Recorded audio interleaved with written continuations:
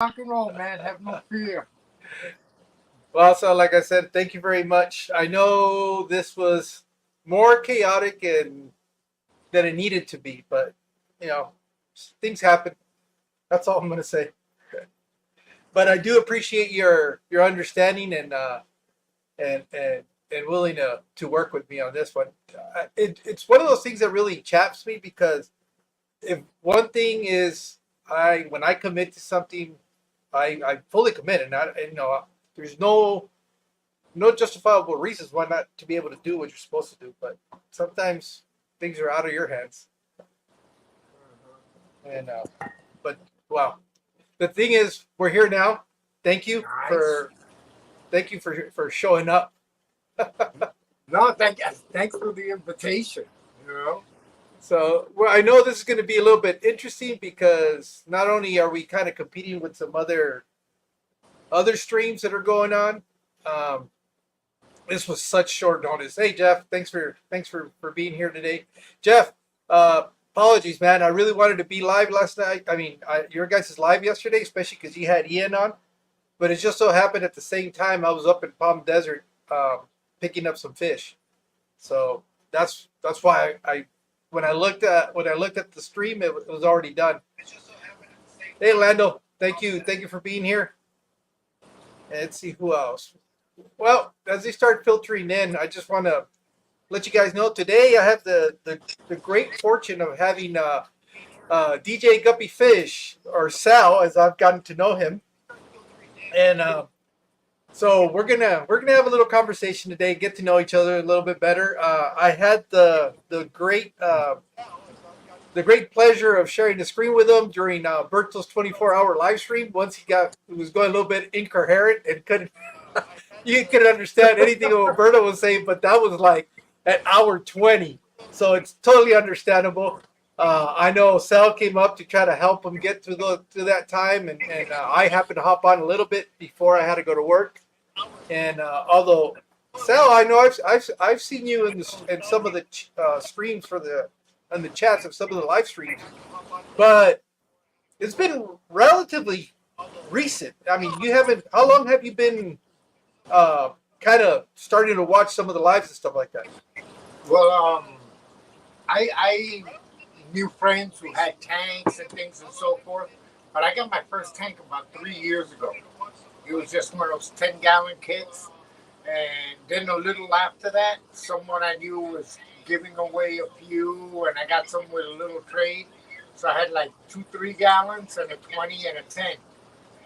Okay. And that's when I really started more watching the chats and things and so forth. And I'm not going to joke with you. Okay, I'm going to be very serious. It's only say like about 3 months ago that I knew I could just type and talk live. You know, I learned how to do screenshots about 3 weeks ago. I'm just what I know how to do. I know how to do, but all this is like new to me. You know. Yeah, that kind And of reminds me a little bit of when I started too. It's just at first you're always kind of standoffish. You don't really understand what's going on with the chats. I think you and I were under the same impression that you had to be part of a membership or something to be able to chat. Um, and it doesn't. It takes you a couple of times of watching it, and then you go, "Oh, why does it say here comment or something?" And you start playing around with it, and then pretty soon you just got fall right into place with everybody else. and when the one I did a lot was I would be watching the video part and then commenting on the chat, but the chat had been like 40 minutes before, and things like that. But it's cool. It's a nice thing, you know. All right. So before we really get too far into what we're going to do today, why don't you introduce yourself and tell us a little bit about yourself? Um, no, really, just very simple. Grew up in New York City in like 207 and Broadway, what's Washington Heights now. And right after high school, we moved down here to Miami.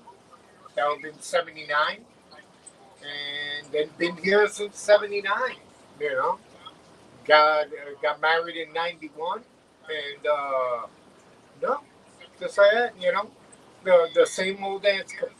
Um, my two daughters, my wife, 32 years. You know, my like everything to me, my angel, everything. I have no qualm saying that. Some guys will tell you about her. She's my everything, like that. And no, he always liked music, always liked my books. You know, and still DJ a little bit, not as much. I don't go to big festivals. I do a lot of quinces, parties inside, like in your house, backyards, retirement parties, and always worked as a waiter, doing my own catering, working as a bartender. Okay. You know? Well, I'm probably not the only one that was in this assumption. But I really it wasn't until recently that I realized that the DJ part of your name is really talking about what you do. And for the longest time, I thought it was just your initials, that they were like the initials for your name or something like that. But and then later on, I found out that it was Sal. But so based off of that, and you kind of touched on it. How long have you been a DJ? Um, well, I'm 63. I bought my first mixer with there's a DJ company still around today. They're owned by In Music called Newmark. It's a brand. I bought their second mixer in 1977, and it was all vinyl. And I've done from 8 track to cassette to vinyl to CD to digital now, and I'm any kind of music, any country, any genre, anytime. I'm just a total freak for it, you know. And the whole dancing and the whole beat thing, I'm not much like how they are with the scratching. That's because when that was getting popular in New York, you had to actually buy a needle, you know, and they could get pricey, 40, $50 each, and you're talking 1975, 78 money. you know. So, but no, I just done that. Um, the way, like they say, the culture has evolved. Before, oh, it was a DJ now, but now, after so many years with hip hop, you get the all the festivals they have, Coachella, Ultra here in Miami, which is insane. Um, uh, like that, people are more aware of what goes into it, and the equipment, the price drop is, I mean, really, you can get something really nice, like relatively, like it's more expensive to buy a nice tank, actually. Well, and let me ask you this because I'm kind of curious. You said you were from New York, so this is like the mid to late '70s. Um, Hip hop is just well, it's not even hip hop still, really. I mean, yeah, it's doing that transition from the disco era to this whole new genre of music. What was that like being a DJ during that time in New York? well, I was really just getting into it, but you would hear all the things, you know. You had access to all the records, and that was it. And actually, where I went to school in the Bronx, uh, St. Raymond's High School, was like not too far from Sedgwick Avenue, like where DJ Hurd did the first scratching party and all those things. But always in it. In New York, it was more New Jersey. Being Cuban, the big thing back then was the quinces, like basically like the debutantes would be.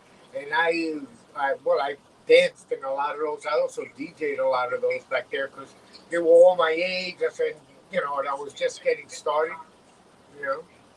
And but the whole changes were crazy, and then you would get like, but you listen to disco and hip hop and rock and roll. You're not allowed to do that, and like nowadays, you either gotta be a planted tank or this tank or salt water or this, the same ideology or mentality across the board. Yeah. But Well, and I know, and I understand what you're saying because I guess when I was in high school, it was very clear. You were either into heavy metal or rock. You had your rockers, you had your hip hops, and then you had your new wave, which later yeah, on kind of became the emo and all that stuff later on down the road.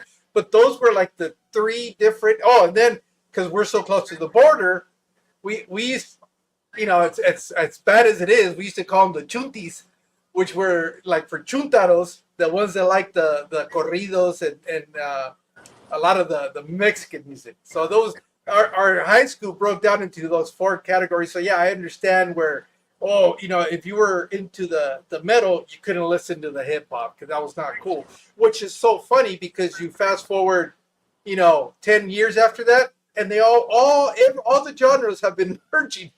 Yes, big time. You know. So, what's your favorite uh, genre of music that you like to do at Um, parties? well, it's more because of the mixing aspect of it and the layering and playing with the beats. But I really like all the house and techno and really 80s music. But because I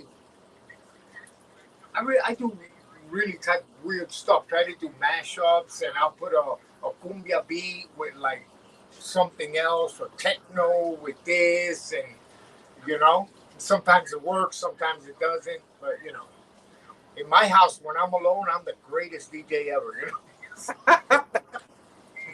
But So do you still try to? Are you constantly working on your music and trying to figure out every mashups? single day, every single day, you know, it's like, and once I get a few days, I feel like weird.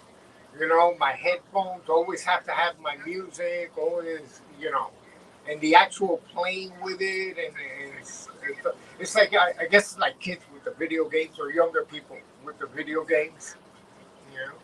Yeah. I will tell you one thing that hands down, and they can say that, oh, vinyl doesn't sound like this, doesn't sound like that. To me, like the best sound quality is CDs. On the other side of that, the digital, the way it is today, because 100 records weighs like 60 pounds, and then on a USB, you can have hours, months of music, or if you can stream that, like, oh, you know, like with Tidal, oh, we have 80 million songs. That's a godsend, man. Anywhere you have like that much music and it doesn't weigh, you know, the speakers I use weigh like 45 pounds. They sound like incredible. Sometimes I even look, I've had them for 7 years, and I look at them, the Yamahas, and I'm like, wow, they still pump. You know. So that aspect is, but like everything, you remember I would like people today to see. Remember the first phone, the brick, Yeah. you know, and I actually looked them up. They're like a big time collector's item. They're pretty pricey to still get them, Are they? Huh? but like that, you know. Uh, Yeah. No.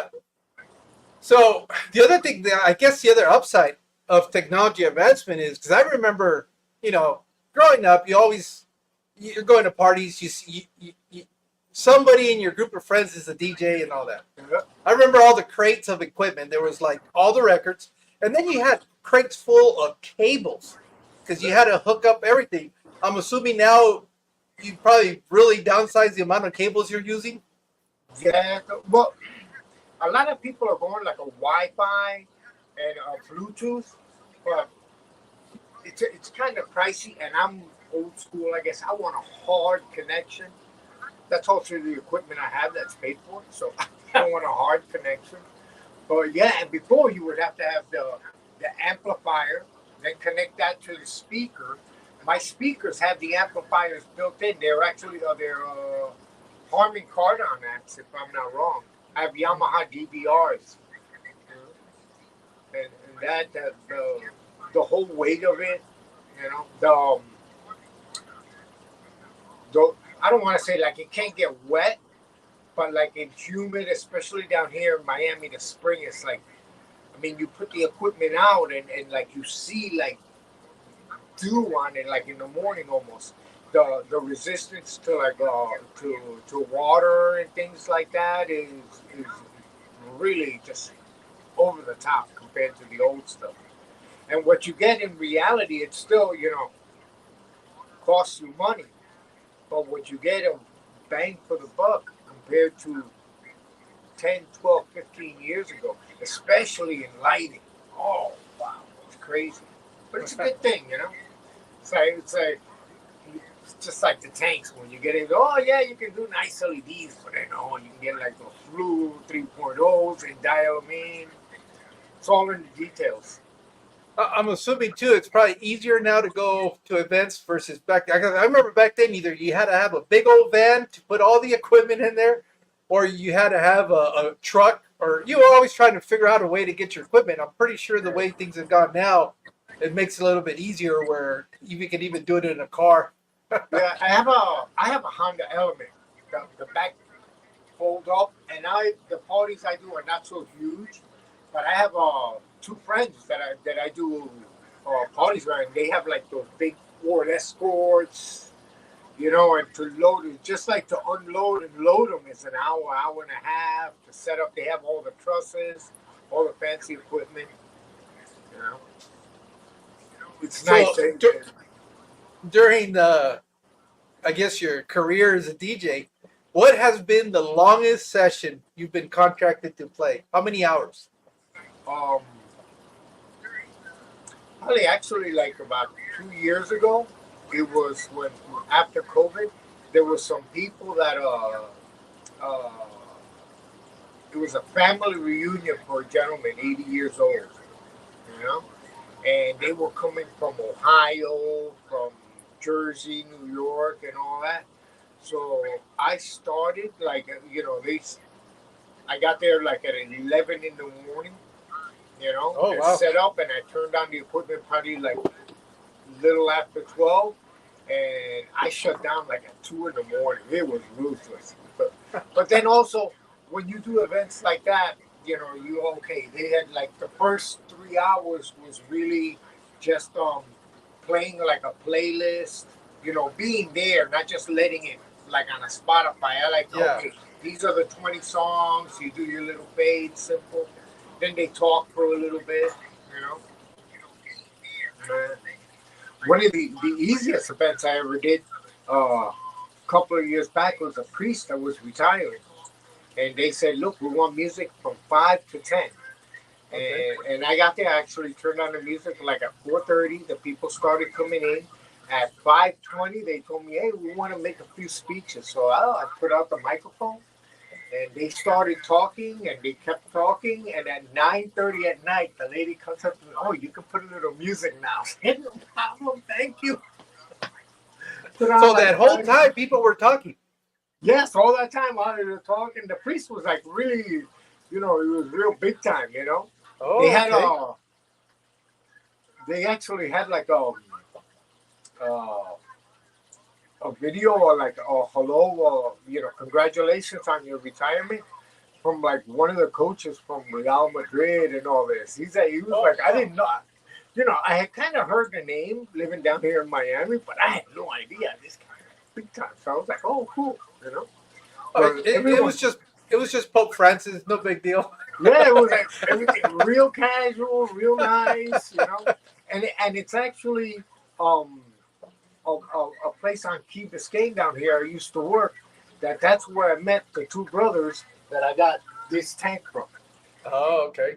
You know, because they were looking to move.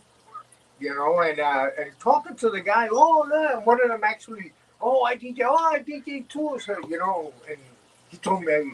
I go, oh, where have you worked? I said, no, I just do parties. He goes, oh, I used to work here and here. And he named like two big clubs. I was like, oh, wow.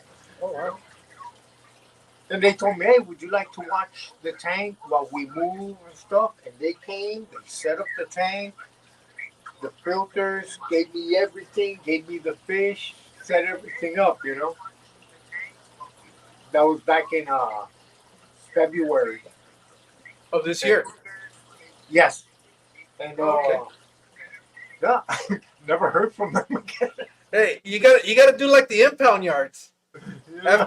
After 30 days, it's $1 a day. Yeah.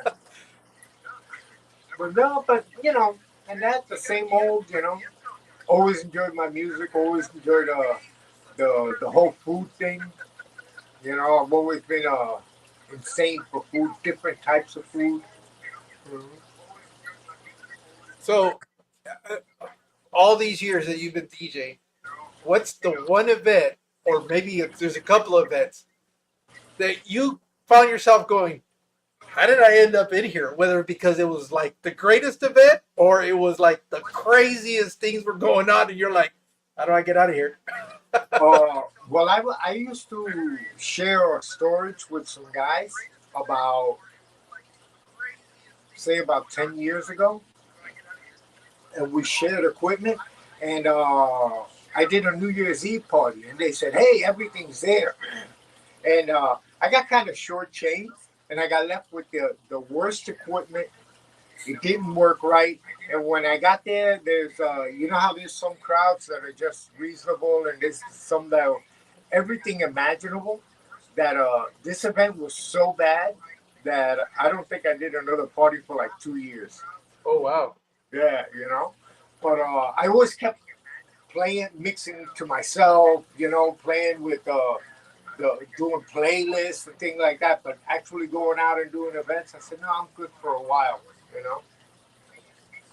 But no, and then I've done other events that have been, you know, just great. You know, after I was, I just health wise, it was a little rough for me for a while there, and just about, I guess, like 4 or 5 months back, me and a guy Danny, I do a lot of events for. We did an Earth Day event, and that was just great. It was just, you know, this is why you do it. It was the fair, and everybody was there. You know, turned on the generator, one pole, and it worked. It didn't shut off through the whole thing. The small little things, and it was just really the weather was perfect, and it was, you know, nice little event. You know, and most of them are like that. You know, most of them. There's always one or two occasions, like everything. You know, but that I had a guy tell me back when it was vinyl. He goes, and we talked about a request list, because I have a thing. I'm really careful in it. If you're paying for the party and you tell me, somebody comes and tell me, and I think, ooh, that song's on the edge, you know. But if you tell me, yeah. So he said that it was a wedding. It was a second wedding for a couple, Okay. and a lady came up. Hey, can you put this song? It's a romantic song. So he put the song on, and he says from the moment he put it on, like that out of the side, he saw the laser eyes of the bride just come toward him and take that song off, take that song off. So he's like that. So it turns out that was like some family of the husband, but that really liked the ex-wife. That was their song for their first dance from the first wedding. Something like it took them like a week to get paid. And I was like, what? He goes, yeah, man. I don't do requests. I don't do that. The person paying me has to come personally.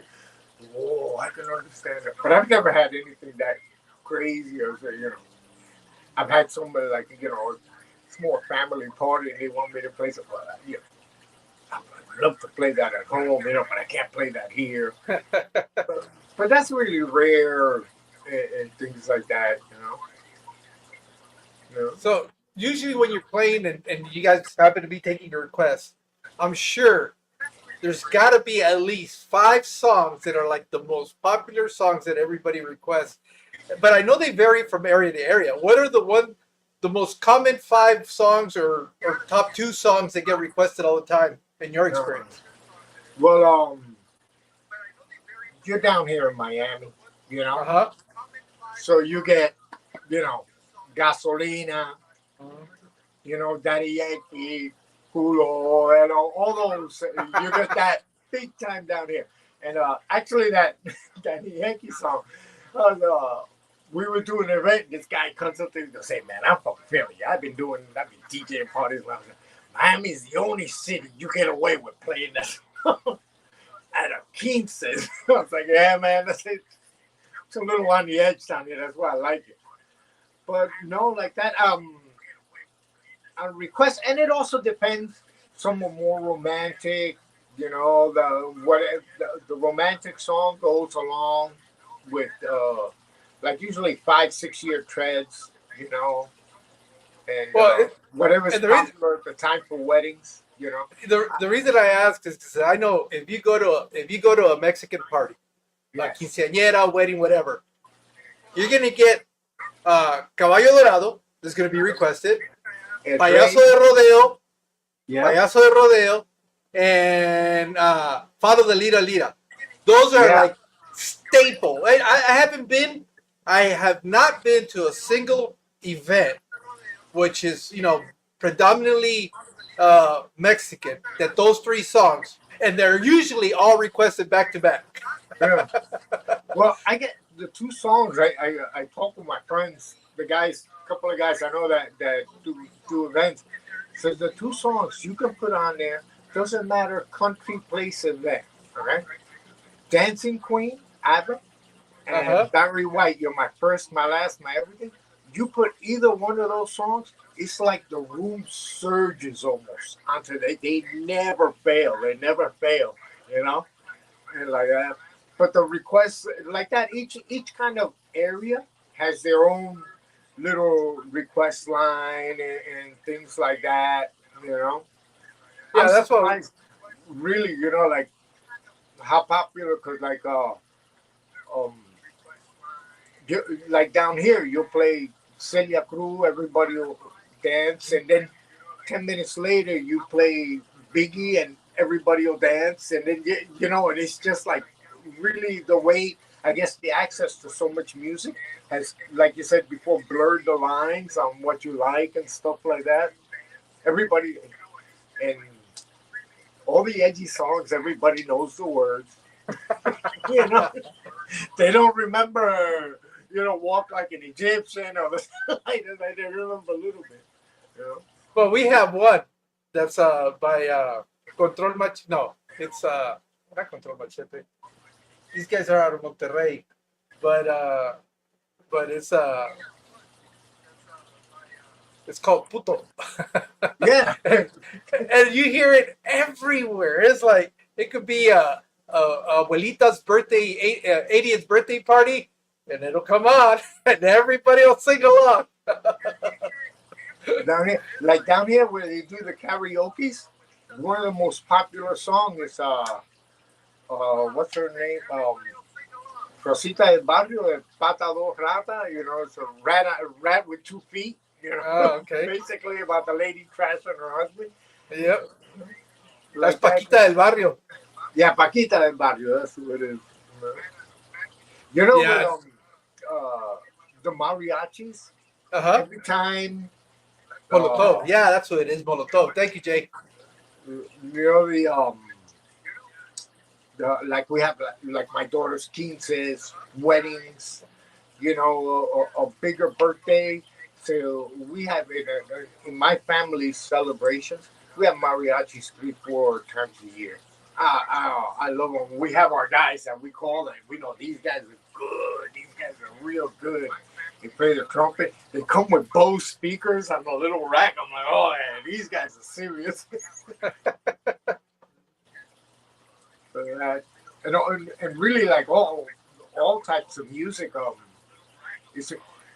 After the tsunami in Sri Lanka and years ago on Christmas, after that they came out with it's actually like a film about music from that area, and each country that got really hit, and they made a CD to.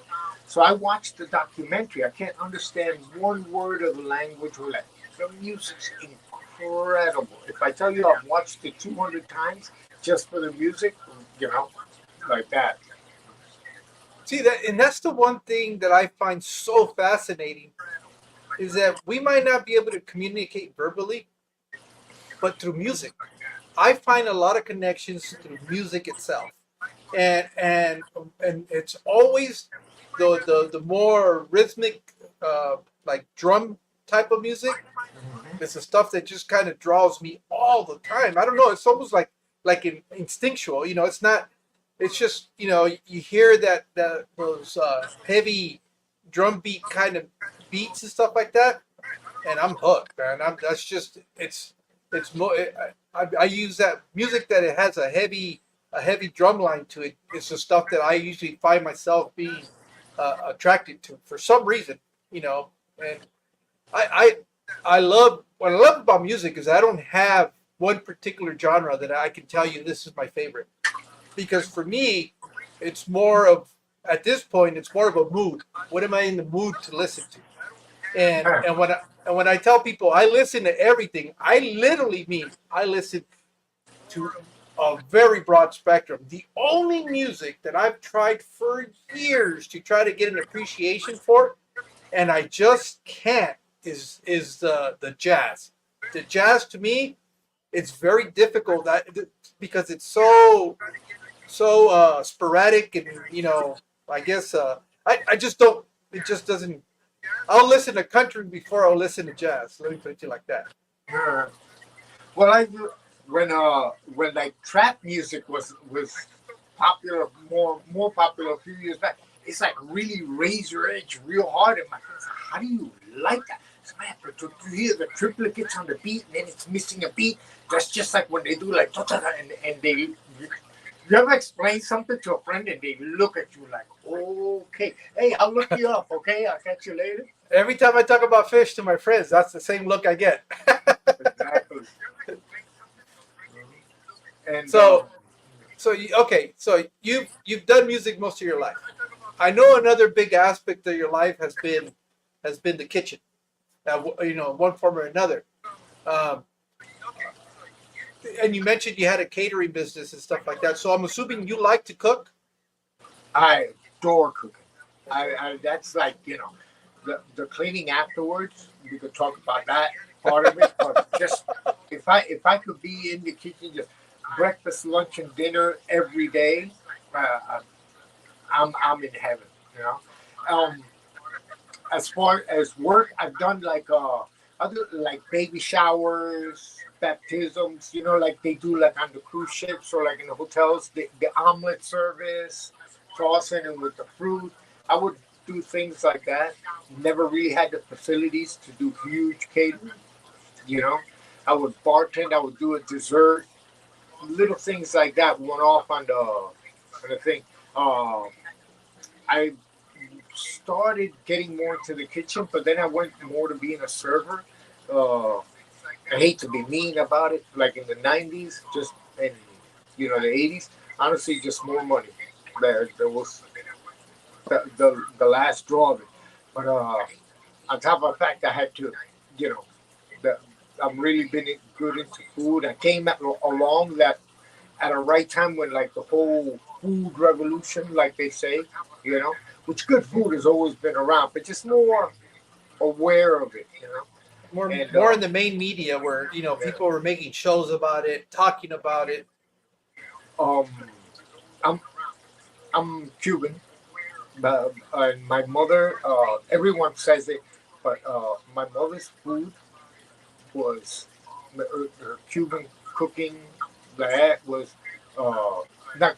I know it's my mom. It's like but it was like beyond spectacular, and that's not by me. It's so many people told us growing up. I hate to sound like egotistical, but we were like, yeah, that's my mom. You know. But or this, and then you taste other stuff. But then there's, I've been lucky. Uh, in the business down here in Miami, I've worked with some chefs, guys that I mean, incredible some food. Uh, One place I worked when he first opened, Pascal Udine, a place called Pascal's, little French restaurant in Gables. And I tasted stuff there that we would stay hours, like terrine and all the real classic French cuisine. I've worked with some incredible Italian restaurants. Um, Favorite restaurant I ever worked for was a place called Marouche, Mediterranean restaurant. The owner was Lebanese, Samir. Okay. Class act all the way. The food there was incredible. Everything made in house, all the kafta, kibi, falafel, the hummus. The, and the first time I worked with him was in 2003. I worked there, and he said it was like August, and he says, "Look, I'm gonna make some changes, but I'm gonna bring a guy back, but I need a cook until January." So I said, "Oh, okay, no problem." So the first time I worked with him in the kitchen, just doing prep and so forth. And I am not joking. This is sad to say. In 4 months, I gained like 17 pounds. The only thing that would fit me was like my work uniform. Because it And had then I went elastic in the work. waist. Oh man, it was rough. The falafels were five in the order. I would accidentally make six.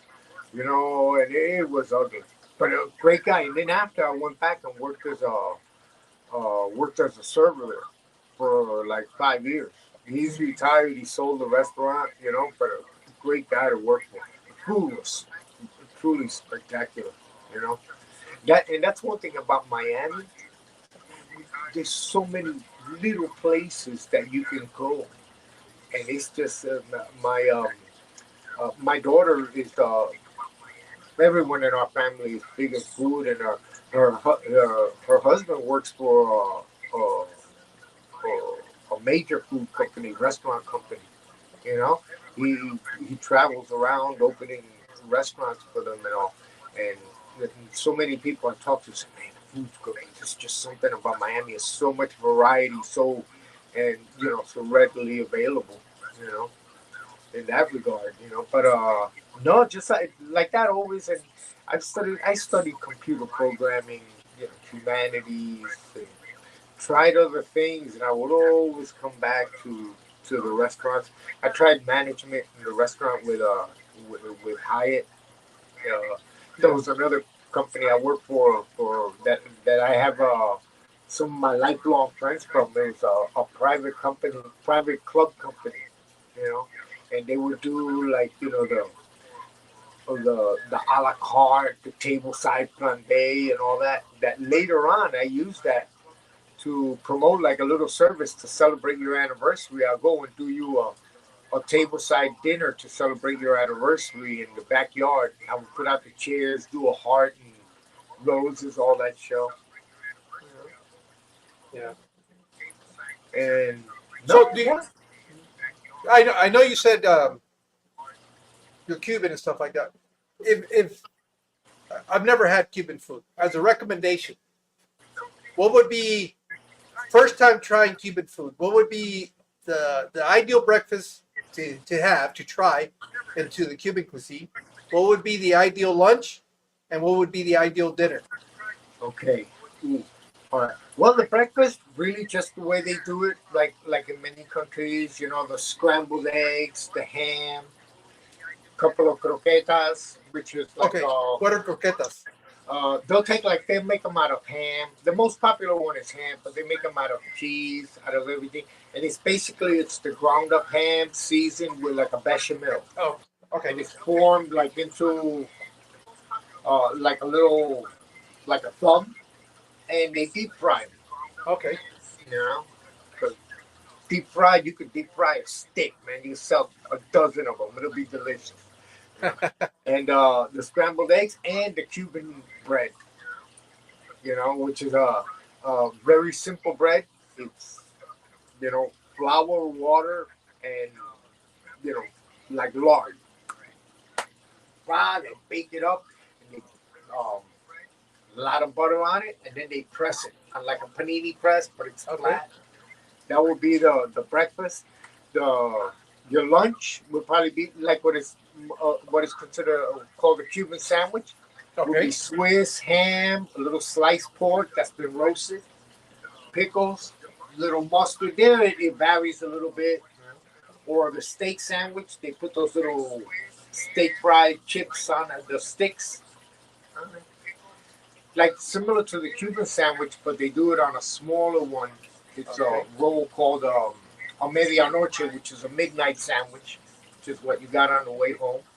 Yeah, I was gonna say. I'm assuming that's from a late night out of a Yeah. late at night. That would be like the meal before going to bed. The one I used to like was croqueta preparada, prepared croquette. It's basically the Cuban sandwich. They squash a couple of croquetas in the middle that they fry and press that down. That's good, you know. And mandatory, whether it's breakfast, lunch, or dinner, or you're just walking down the street and you pass one, is your shot of Cuban coffee, which is very similar to the espresso coffee that Italians make in the cup. but probably has 3 times more sugar.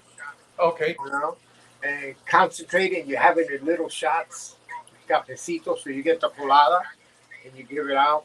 That's what that is really the fuel that drives business in Miami. That the way everybody works and everyone drinks coffee down here.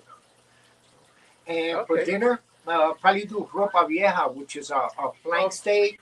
It's roasted, little seasoning. There's variations, a little more tomato, a little less. It's With the shredded though, rice, right? That has to yes, be shredded. exactly, shredded.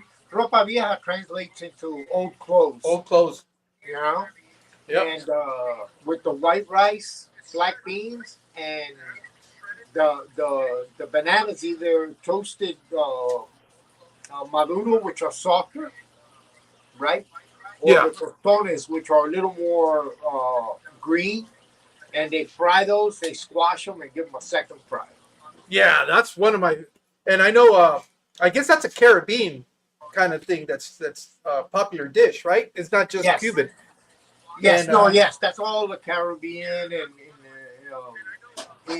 Puerto Rico. They have a whole line of tostones, and they crush it, and they stuff them with different things. Oh man, that's yeah, good I stuff. remember when I first had them, I was like, oh man, I'm hooked. I Yeah. tostones. And, I at first you think of it, it's like a banana potato chip is I guess the best description I can Yeah, give it. exactly. Just a little thicker. Yeah, a lot thicker, but oh god, I would have never have thought that a deep fried banana would taste so good. And they're really good. I love them. I mean, Yeah, those anytime I go where they have them, I gotta have them. It's just one of those things.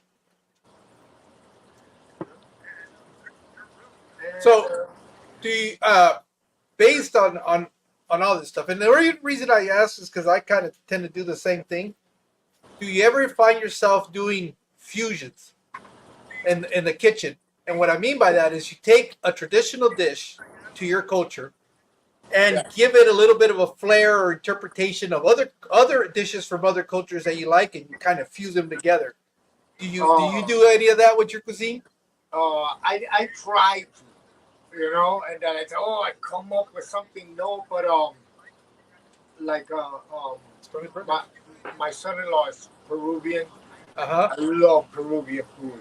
Their cuisine is top-notch bomb. So they have a lot of sauces made from the peppers, the ricotta, the huacaína, and all. So I do those sauces with like the tostones or something like that along the edges. Um, they make carne con papa, which is like I guess a Cuban version of a beef stew. Okay. You know?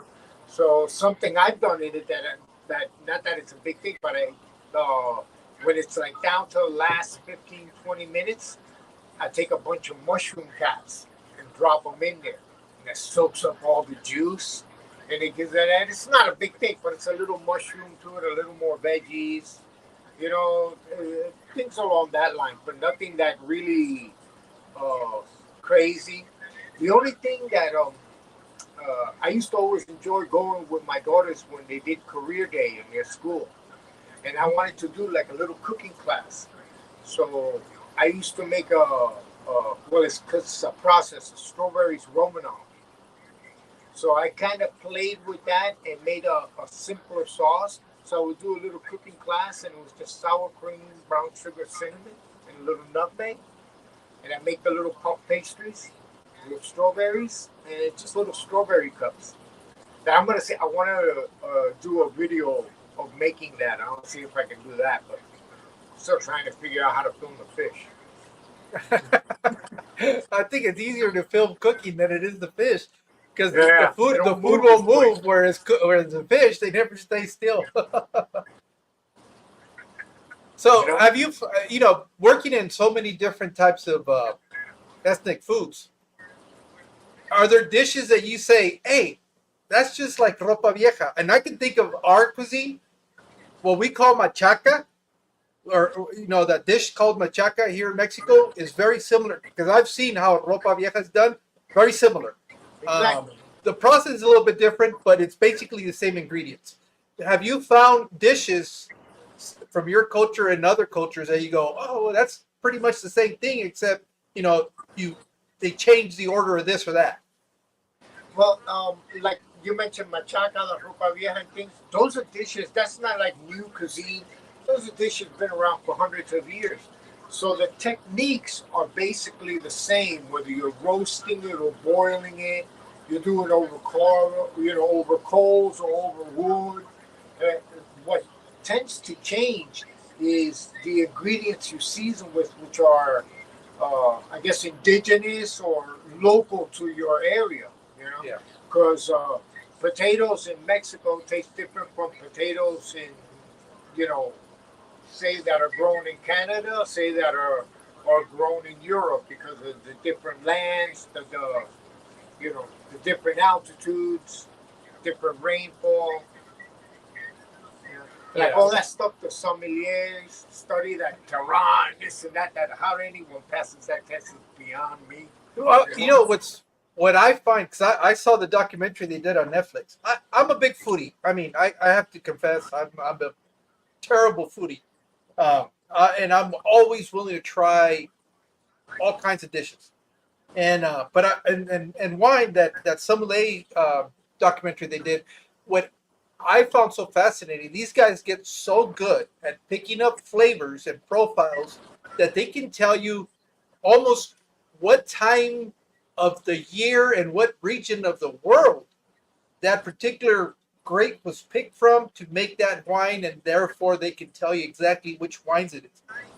And that to me is just wow. It's just crazy how much they refine their palate, their memory, because there's a lot of studying that they have to do for certain grapes and regions and all this stuff, and how they can be able to recall all that information that's stored up there and bring able to go, okay, yeah, this one. Or even more impressive is that you go to them and tell them, hey, I like this type of wine, or this wine, this wine, this wine. What would you recommend?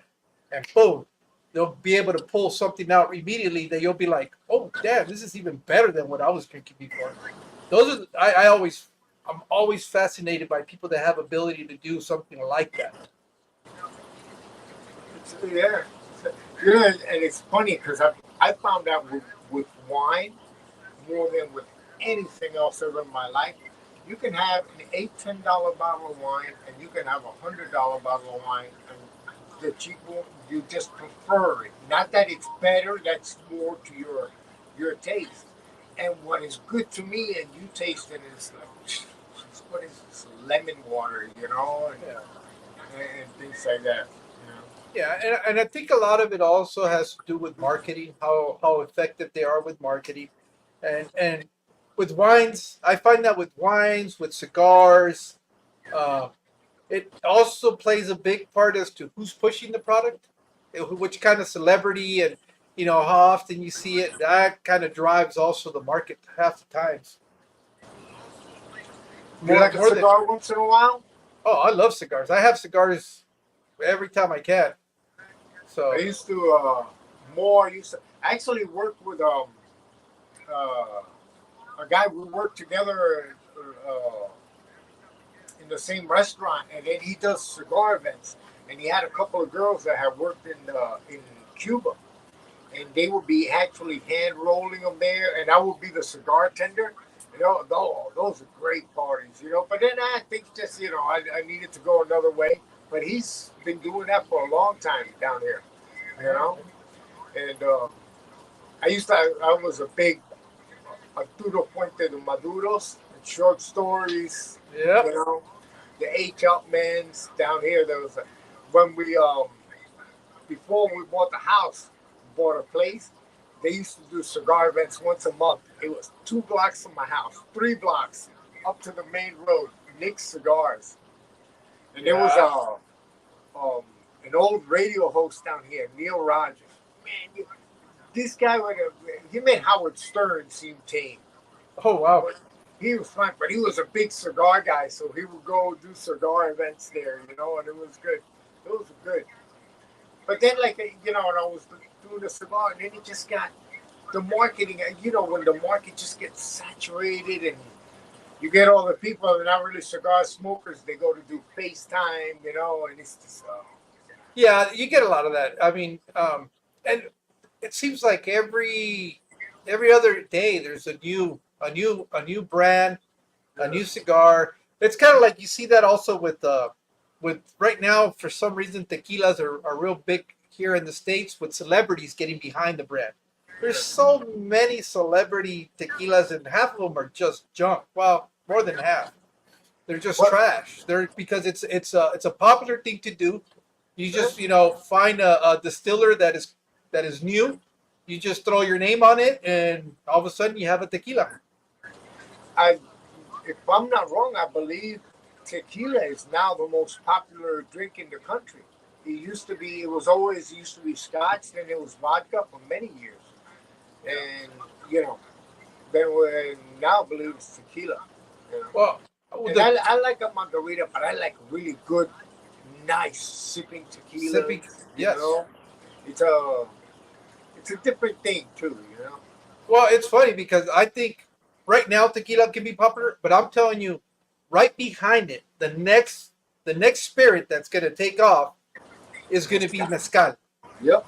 because Exactly. mezcal gives you the notes of some of the bourbons and some of the scotches with the smokiness behind it, but you still have the sweetness of the agave. I don't drink tequila anymore.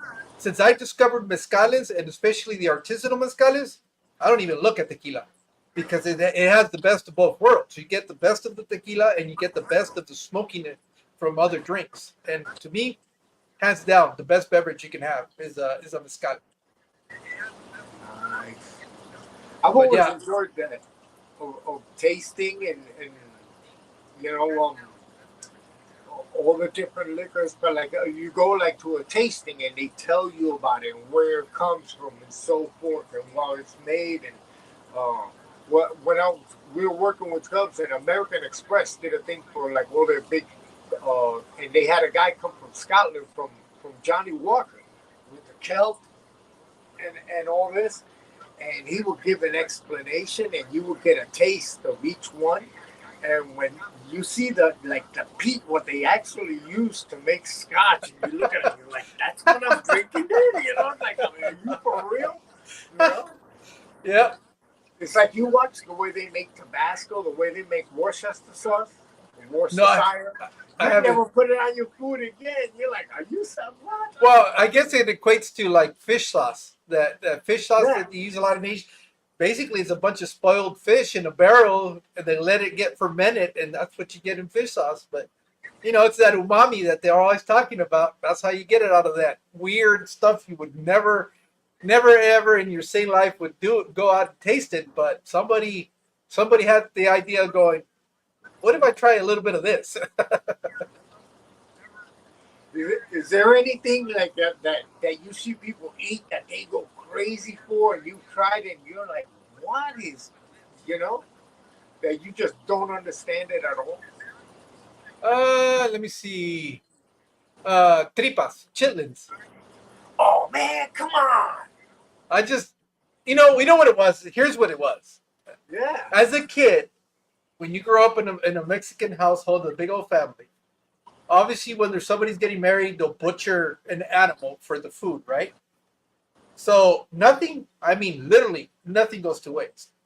So I must have been, I want to say around 8 to 10 years old. So old enough to be able to do some work, but not old enough to really handle a knife. So my cousin and I are about the same age. Our duty was to take all the intestines of the animal that just got butchered, and we had to clean them out. So that whole process has kind of really scarred me to ever eating that food because literally what we were doing is going to the faucet, stretching the intestine, yeah, wrapping it like a hose, like a turning on hose. the water hose, and literally just squeezing and squeezing and squeezing until we got all the filth from it inside of it. Obviously, there's another process that goes along with this, but just the idea of knowing what part you're eating, and the smell. The thing, I think that's the worst thing, is the smell associated with you doing this stuff that when you see it, and automatically I go back to that moment and go, oh, no. And everybody is trying to convince me to eat them from boiled for hours to deep fried to grilled, and I was like, mm-mm. As soon as I get that stuff, it's like, oh no, I know what this is. No, and I remember it was so bad that I remember my grandfather says, no, no, no, no, those are the milk ducts from the animal. And then later on I found out that's not true. That's the same intestine. but but yeah, no, I just no. That's the one food that, and I see people down here go bananas for chitlins a la disca, or tripas a la disca, or tripas asadas. Why? There's so much of the other animal you can eat. Why are we eating this? Bananas expand the flavor profiles. Huh? Yeah, I mean I've tried them, and I've had a taco here or there of it, but if you, I'm not going out of my way to have one of those tacos. That's the one dish that I think is just like, I don't understand it. I don't get it. Uh, no, that's the one dish. The other one, what is it? One thing that I was so excited about wanting to try. Uh, I can't think of it, but the one that surprised me, I always kind of, growing up, I couldn't eat chickpeas. I found them disgusting. I think the texture, I just, growing up, I never could do that. So I never understood why people would eat hummus. And I see people eating it like a dip for chips and stuff like that. And it wasn't until maybe about 3 years ago that I finally discovered hummus. And ever since then, I go, oh, I get it. I know why people like this stuff. And it's crazy because you always do that food association based on what you grew up with. And immediately what came to mind was, this is like a of just a refried bean dip for me. That's I ate the hummus and I go, yeah, it's just a bean dip. That's it's obviously served cold versus that's the difference. You're eating that cold, and but I go, it's very similar. So I don't know why I was so off put by it for so long when I've been eating it all my life, just with different beans. Because at the end of the day, a garbanzo is a bean too. So, but that one, when I discovered that, I've been so. I mean, I even keep it in my refrigerator as a regular staple now. Where maybe even 5 years ago, I would have been like, get that out of here. I would have never eaten. Oh, good hummus. That Lebanese restaurant I mean, they used to make the hummus in house. Crazy the process. The kidneys and baba ganoush, which is eggplant, similar. Yeah, our daughter recently had moved to Vegas. She's going up there now in 2 years. Yeah, 2 years. When she first moved up there, we helped her move, and I remember That's one of the things that I love to do is that if I go to a new city, I'm not going to go eat at your regular restaurants. I'm going to go find an ethnic restaurant that I've never tried, and it just so happened that near where she lived, there was a Lebanese restaurant. So I said, I'm going to go try it. And coincidentally, it's probably like the best Lebanese restaurant in the Summerlin area. And you have the pictures of all these celebrities. And the one that caught my eye, obviously, was Mike Tyson is like a regular there. And so I was like watching it and go, wow, if all these people are coming to eat here, it has to be good. And yeah, the waiter came up. He asked us, what do you guys want to have? And I told him, I said, look, I've never tried Lebanese food. And I pretty much did what I did with you. I said, look, give me your experience. What would you recommend for a first timer to eat? And he brought us the hummus. They were making the fresh pitas there. Oh my God. When you eat them fresh out of the oven, it's a whole different game. Forget the prepackaged stuff that you're buying. That's trash. I mean, we sat there and ate probably about 6 of these pitas, my wife and I. And by the time the food came out, we were so stuffed with hummus and pita that we really couldn't try the other dishes. We tried a couple of spoonfuls and we took it with us. But the one thing that I remember that stuck with us was just that hummus. So simple. Such a simple, humble dish. But, oh my God, it was like nothing I've ever had. So now when we get to go to Vegas, that's the one One of the days we have to go eat there.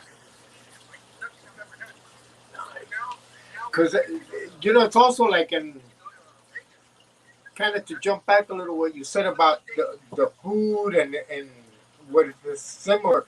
If you go to the Caribbean, you go Cuba, Puerto Rico, and Santo Domingo, okay, and you say arroz con pollo, chicken and rice, you're gonna get three very different. All three are gonna have chicken and they're gonna have rice, but the minute Puerto Rican style is a little more wet, like a sopao. I like that. That's good. In the cold winter in New York, lifesaver stuff. You know, and all the cuisines, cool. Yeah. So we've talked about your music. We've talked about your food experience. All right. So 3 years ago, how does the fish start? I mean, what's the story on that? How and go from I think I want to have fish to I have a fish room. Well, like I said, I was home. I wasn't really working much, things, and I was like, yeah, I always want a fish tank. So, my birthday was coming up, so I said, hey, one of these 10-gallon tanks, the whole kit with the thing and all that, and I started watching the videos on how to cycle them, but like how to cycle them old school, with the ammonia, with a piece of shrimp, the whole story, and what? I don't know what when you first search, you get the most popular, So like aquarium co-op, Cody, the what's this couple James and Joanne from I believe. Oh, okay. Primetime Aquatics. Yes, Primetime Aquatics. When he does his like scientific explanations, oh man, those are real good.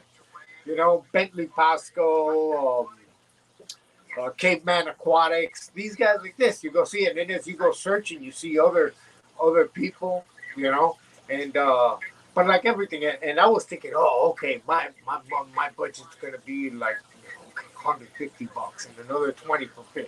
That's what I'm thinking. Okay, so and then what's this young lady? She's Australian, and I believe it's Katie Sicklets. I don't know. Oh yeah. Katie Sicklets. And it's just when she started that tank, that long. I was like, oh my god!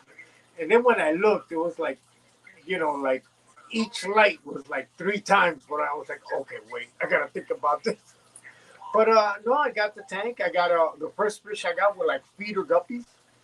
I got 15 for like $3, and then a guy I know there's a nice area here in Miami called Coconut Grove, and he's like, hey, this guy told me you got a tank. I was like, yeah, listen, because what he does is when houses are bought that they're gonna be renovated, he goes and empties them out. He goes, I'm emptying out this house. It was a gentleman had a 3-2 on the bay just for his fish tanks. Oh wow! And I was like, wow. He goes, yeah. He goes, and there was like a 700-pound statue in the backyard that they're thinking of chiseling down because it was real, like one of those zero properties. There's no way to get it out and all this. So he gave me like a 20-gallon with a title. He gave me 2 of those 3-gallon marine contours and 2 boxes of like there was an API test kit that had been expired for 2 years. All types of stuff in it, like the little box filter. So I was like, oh, okay, cool. So then I got some rosy red minnows, and then I got one betta, and then I kind of stayed there for a while. And I was having a thing with snails, so I forget. I was thinking about it because I was on the chat with Vibes. Okay. And With Eddie. I forget. I think that girl Smokey. I forget. Oh, Mariah. Huh? Mariah. Yes. And I said, no, I had to move the tanks outside because they smelled. And they were like, that's good. We got 30 tanks. And I was like, no, I used to clean my tanks up. So in the beginning, I was like really nerdy, keeping track, pH, the whole dance. So I went back and I had done, I forget if it was poop, but I had done something to get rid of the snails. And it was probably the snails that will smell or whatever. But anyway, out to the backyard. So that's when I put in the little corner of the shed. I I, I put the three little tanks, you know. And then oh look, I got another one, you know. So, oh okay. And then I would look on like offer up and like, oh, I wonder if anything's free. And this guy told me, goes, hey man, look, because it's after COVID, people are starting to go out, they're Yep. bored, they're giving stuff away. So then I got, a few little things here and there. And then about a year ago, that it all happened like within 5 weeks.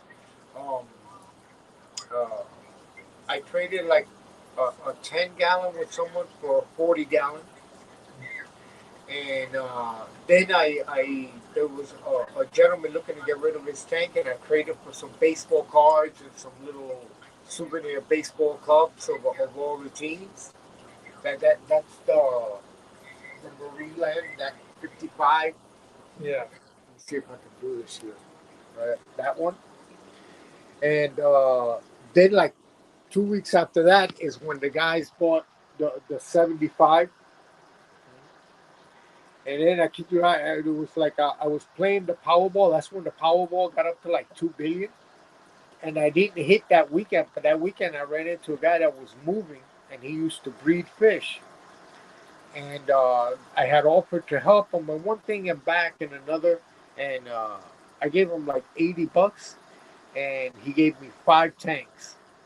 And a 55, a 65, this acrylic that's down here, Oh, okay. you know, the one for the goldfish. I gotta turn the lights on in here. Maybe I can do it Well, better. I'll tell you what. Turn on the lights and give us a little tour of your Oh, aquariums. But before you do that, Ross Baltimore is asking if you have any breeding projects at this time. Are you breeding anything in particular, or is it just what's you know? um, yeah, just like naturally, okay, because they're in there.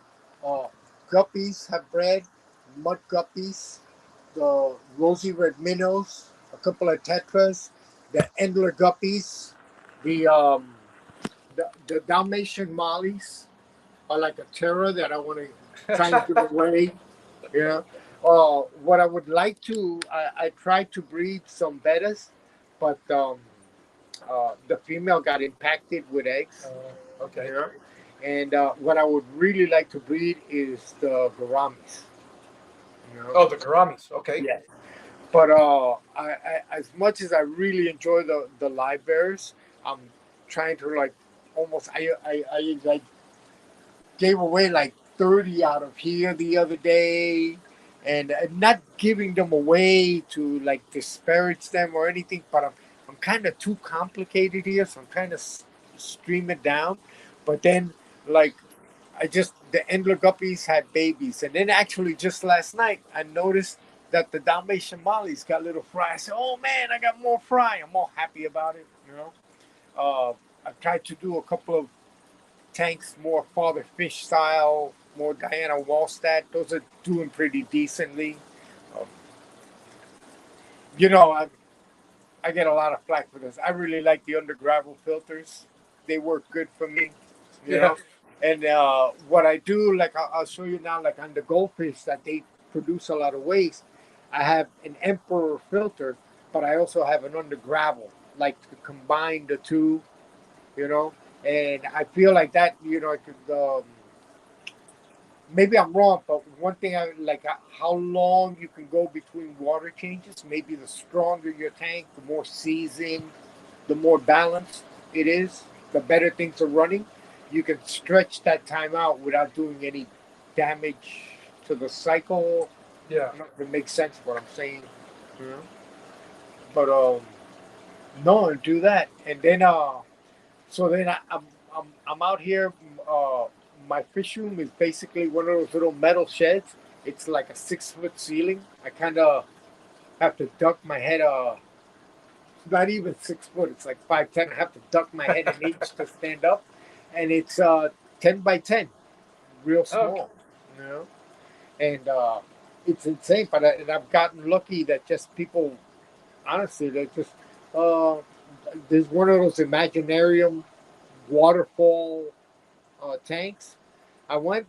They gave it the lady said, "No, my son doesn't take care of it." Gave it to me with a couple of the glowfish, and then she goes, "Hey, do you want some?" She goes, "Hold on." And in the same building, Uh there was a family that the daughter had gone away to college, and they gave me the hermit crab with the huh. tank and everything. I told the buddy, "Hey, you want a hermit crab?" He said, "Yeah, yeah, yeah." So I picked it up, and I'm still waiting for him to come and get the hermit crab.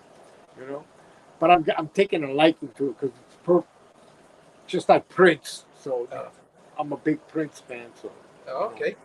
So do you have a light in that shed or not? yes, yeah, I got. All right, let's get the light on so we can see Let's see what. how we can do this. Because I want to be nosy. I want to see what you got. All right, let me see how I. What do I usually do? Oh, here we go.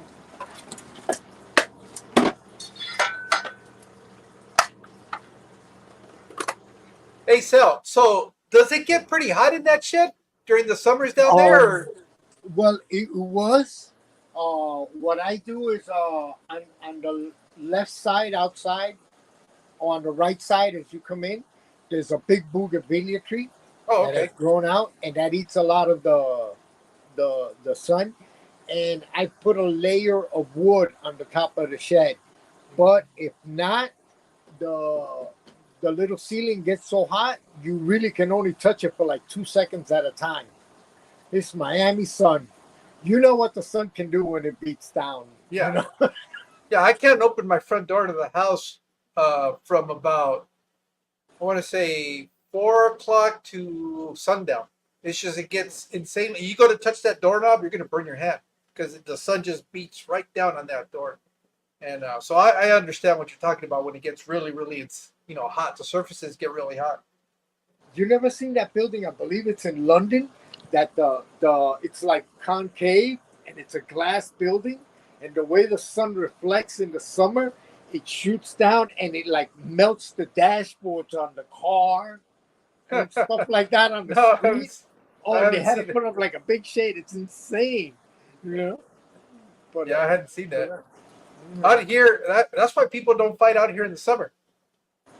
No. You don't want to get in a fist fight because if you land on that asphalt, that's you're gonna get stuck because it's so hot. Yeah, the effort. All right. Um, cool. Well, I'm gonna aim around and Okay, tell us a little bit about what you're showing us. okay. Let's see. So let's start here. Okay. And I'm gonna see it. I don't know. This is uh like one of those 50-gallon hex.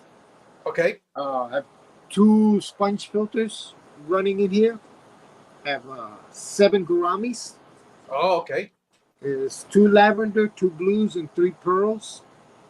Um, no real bottom. This is like the last thing I saw, but the wood is there. A lot of I'm very simple on that: duckweed, salvinia, anacharis, and the easy growing floating plants. Yeah.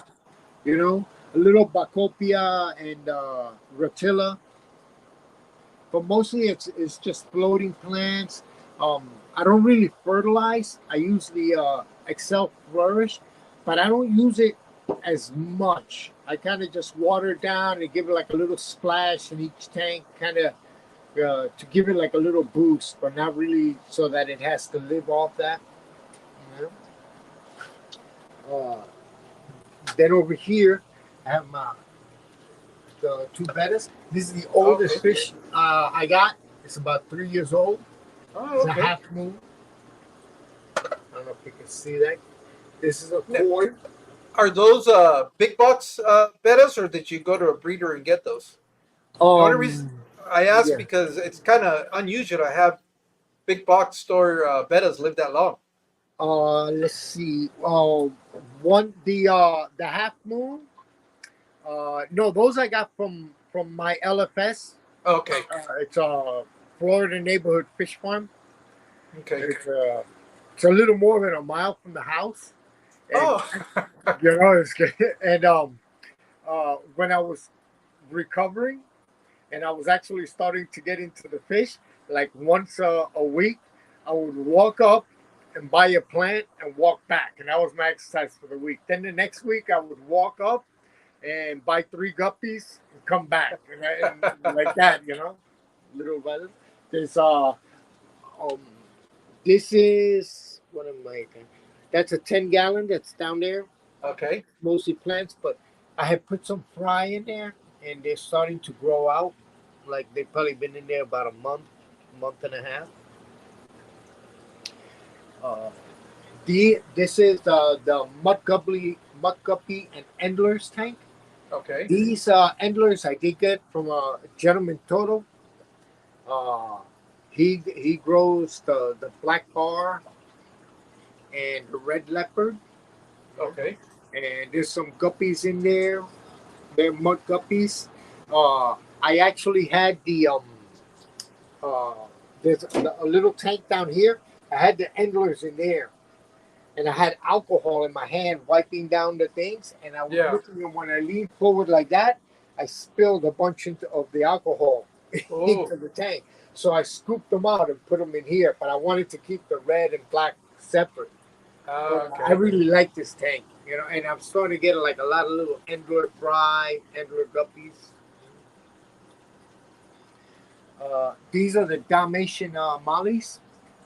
These were a rescue I did about 4 months ago. The Okay. guy had them on a bubbler in like one of those Home Depot buckets, stained Oh. with paint. With I'm not joking, like a quarter inch of old food on the bottom of the bucket, and there was a huge black leer tail molly. It was just gorgeous. But like they were really done over, and the largest ones kind of passed off. But then after that, they've like gone crazy. And out of these, I've probably given away 40. They just Okay. breed like crazy. Yeah. You can see maybe a little fry. I don't know how my aim is with it. One thing I've tried to do, maybe I don't know if it's making sense, but I put like a little dirt, like you see the glass container, and kind of make like a little, I don't know, a plenum or like a little pot, so it's in there, and Okay. it works for the bacteria. These two I had more in the sun, and they've gotten a little too much algae in them. Okay. From the last water change, this big bunch here, because oh, not the water change. I changed out the polyfill, Okay. but the flow of the water for like a week had this just spinning there in the corner. It looked real nice. So I was like, oh, this is cool. But I'm a little crazy. Um, this is my goldfish. Okay. These goldfish I got $30. It was the 6 goldfish. The guy had them in a 10 gallon with one of those little Tetra pumps, and I put them in a 40, and then I put them in this, and I really enjoy these guys. It's funny, but they're probably my favorite. It's 5 common and 1 comet. The, the I use this background. That's the card, the box my mixer came in from the Yeah. from the DJ, and so I cut that out. These are the two that I'm trying to do father fish style. Okay. The jars. Yes, it's like the jar is kind of like a beehive. Let's Hmm. see if I get it in. And in here is 2 guppies, mud guppies, female, and there's a black bar endler. Oh, okay. Or I believe it's a red leopard endler. I forget. I corrected myself there. And this has been going about close to 3 months. And if you look carefully, there's a couple of little fry in there. And I try to pick out any snails that are not red, trying to get some red ram's horns out of there. Oh, okay. Uh, This one's similar. Started with the substrate, and I had put two of the Dalmatian mollies.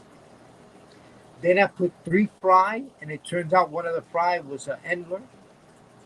And a friend of mine gave me some more plants, the Rotillas you see in the corner, and he gave me the three brilliant raspberries.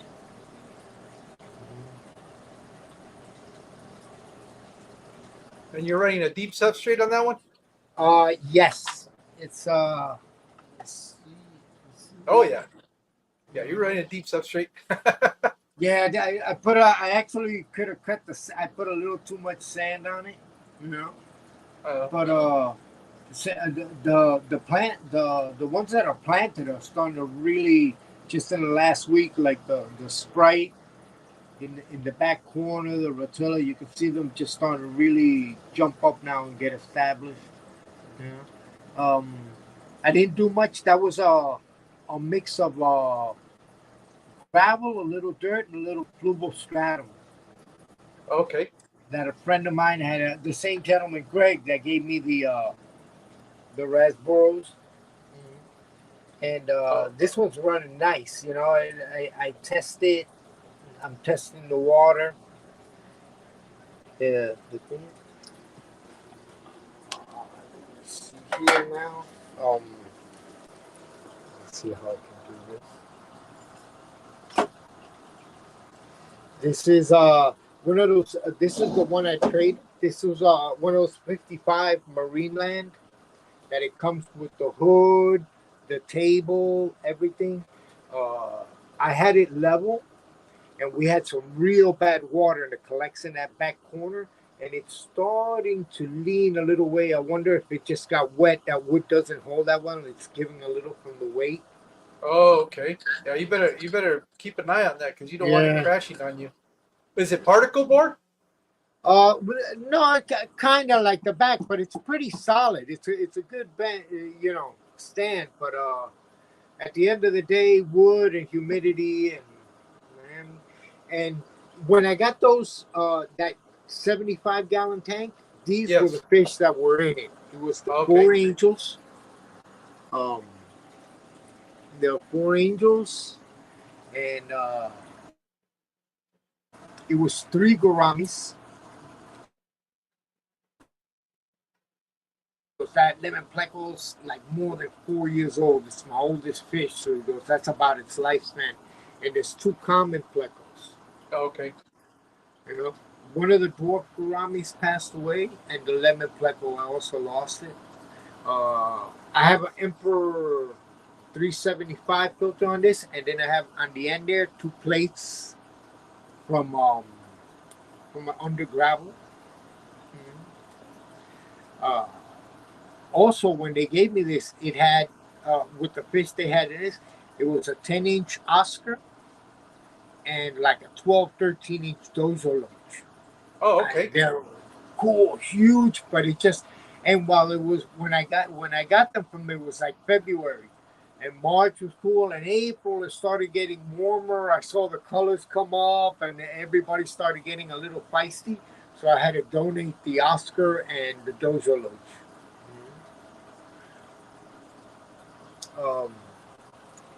This is the 75 community tank. I've taken a lot of fish out of there. This one's just on an under gravel filter and a lot of guppy grass. Okay.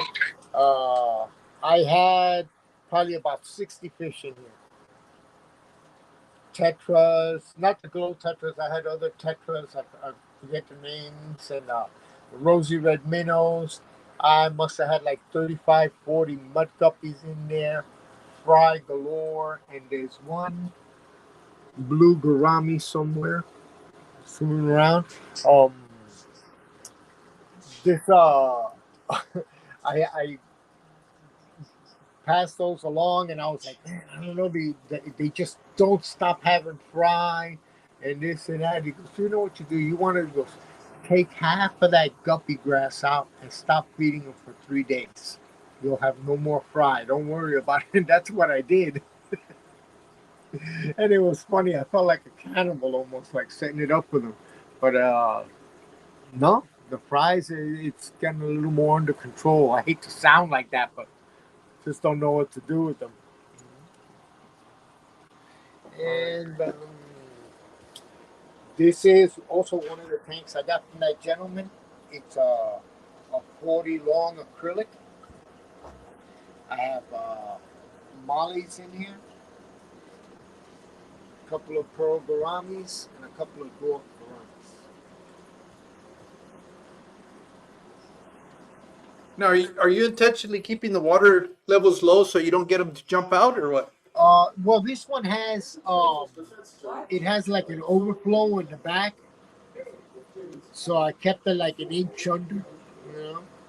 And then when I fill them up, usually by the I do the water changes on Friday. Usually I fill them up. I lose a little bit more in the summer. I leave a fan on in here at night. All that evaporation. Yeah. I asked because on mine I have to keep the water levels low, because I can't keep lids on my aquariums in the summer. It just gets way too hot. Oh, okay. And if I that's what I was just curious because I know it can get pretty warm down there in Florida. Mm. And then this one, let's see here. Um, it's like an imagine. It's actually it's kind of quirky, but it's growing on me. I am sorry, everyone. Wow, that was like a roller coaster ride, huh? Um, I got it with two orange glow tetras and a blue, and just without the guppy grass, just the way it is. And I put that plant in it. I'm actually the small one there on the left's a little mix. That it was just a twig. It's starting to grow out, but it evaporates a little bit every day. Yeah. And when you feed, you gotta shut it off because the flow of the water will just take the food right out. But as it goes, it's a cool little tank. It grows on you. And then that was another father fish I tried, but I got that red bacteria and all that in there, so I'm gonna start that one over.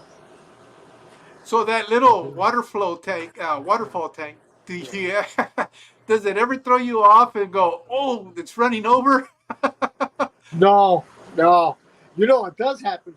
I'll be looking at this tank over here and have my back to it, and my shirt will touch the side, the waterfall, and then when I Yeah. sit down, my whole back is wet.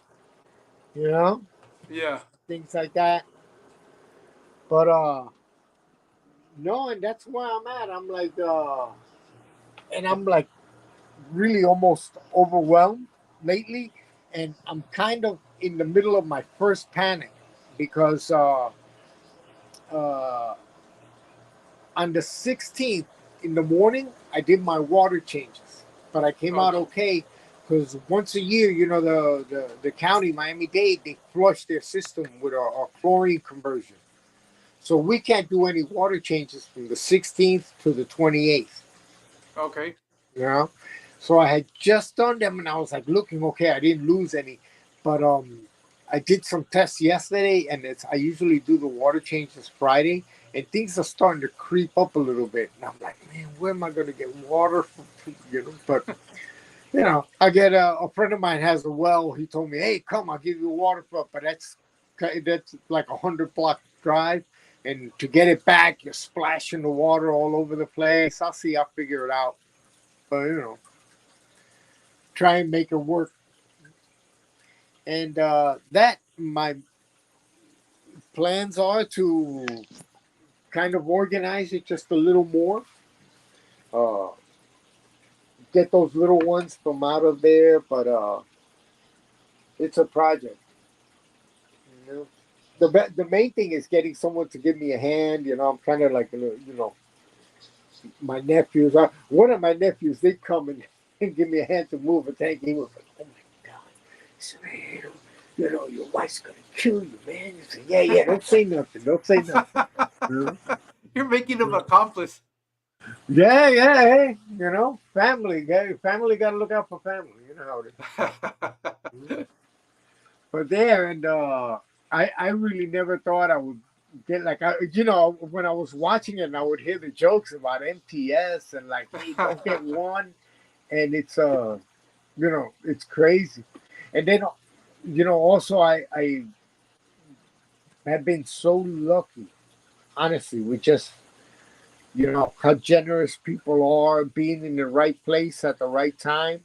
And like the hex tank with the garamis, I said, "Oh, I'll set it up and then I'll empty it down to like a third and move it." But you know how much they weigh Yeah. and everything. But no, that and enjoy and I've gotten a few books. I actually got from the library. I got two books in Spanish that I'm just like I'm trying to read them, and for me to read in Spanish is it's a real effort. I'm so out of practice. You Yeah. And It's one of those skills that if you don't use, you'll lose it. yeah, and there, so to see where it goes. I don't really plan to sell to breed or anything. I would like to Okay. just be able to really trade enough to get a little plants, get the food. And Yeah, I think that's most of our goals when we start with the fish room is that we want it to become not necessarily a money maker, but just self-sustaining. That you're not having to fork out of your pocket to pay to buy fish food, to buy whatever needs are in the fish room. At least that's always been my objective with my fish room is that if I can get to the point where it just maintains itself, and I think I'm starting to get there now. People are starting to come by and ask if I have anything for sale, and I've done a small amount of sales here locally, and so cool. that's kind of nice when you get to that point, and I think also just the fact that if you can provide healthier fish that you're going to be able to get at one of the stores down here, it really Yeah. makes a difference. And for us, it's real easy because all we have is a PetSmart, and that's it. There's nothing else. There's no other choice. There's no other store that carries fish. And then the one that we have, like I was saying the other day in the live stream, is I can pretty much name all the fish that they have because it's such a small selection. So anybody that starts breeding anything that's a little bit more unusual, and you can start selling some of that stuff. And so Yeah. that's kind of where I'm at with mine. If it gets to the point where I don't ever have to worry about taking money out of the house to be able to pay for food, I'm good. I'm golden. You know, Or I saw that was when you were driving that you mentioned that, and as soon as you said it, I was like, okay, I shouldn't say this, but no, I'm gonna. But I have that place that it's a mile. It's a 5 minute drive. It's a straight. It's 20 blocks straight up the road from my house. It's right there, and then if I go about 15 minutes, there's two places close to one another. One place is called Strictly Fish, but they have okay, in corals. I was in there. It was like a kid in a candy shop. I was like, "Oh my god, can you eat these things?" And there's another place called Exotic Aquariums that just got okay, taken over by MC Aquatics or MNC. I was only there, but I actually had my money for a haircut, and when I passed by, and like that's yeah, exactly what I had. So okay, I'm gonna go here. I said, oh, let me just. I saw they were closing. This guy told me, and the little plexiglass lids that they do from Panaplex, I had those glass nice ones, yeah. and for the 10 gallons, they had them at $5. Okay, I can't. So I grabbed three of those, you know, and what's the other? Oh, there's by where my father's house used to be. That was more downtown, Yes. about 40 blocks away. One time I told the guy where I lived, and he goes, "Oh my God, that's right by Jack Watley Discus." Oh, That he's like supposed to have been like legendary, oh yeah. you know. And Oh yeah. oh, what's the name? I watch his videos once in a while. The guy Gabriel that Posada. yes, they just did like a major like expansion to another spot, and I was just like, oh my god, it looked like like Star Wars, when they line up on the spaceship and it lights up and it's the whole hallway 2 miles long of stormtroopers, but it's Yeah. all tanks, and I was like, oh man, that's insane. And I had a friend of mine tell me, listen, I know you, right? Do not go by there. I said, why, man? I said, listen, I'm telling you, I know you. Don't go by there. Don't go see those discus live like that 3 feet from your face. Don't go by there, bro, right? Goes, I'm telling you right now, I like you, but you're not sleeping on my couch. And, He knew what was coming, huh? yeah. And then there's places in Fort Lauderdale. Oh, what's the name? Exotic Aquatic. I forget it, but there's so many places down here. And then the guy with the endlers, Toto, I met him. There's another guy, Alex from God, I should remember AJF Aquatics. When I got those big tanks, one of them was a 120, and because it was in the front yard, I tried to move it myself, and I tweaked it, and I got a small leak. So I gave it to him because that's what he fixes. I wasn't gonna fix anything out of it, and he has some real nice like peacocks and fish. Uh, I had a sump that I was trying to sell, and I wound up trading the sump for two fish tanks. you know, and Yeah. the guy I traded him with uh,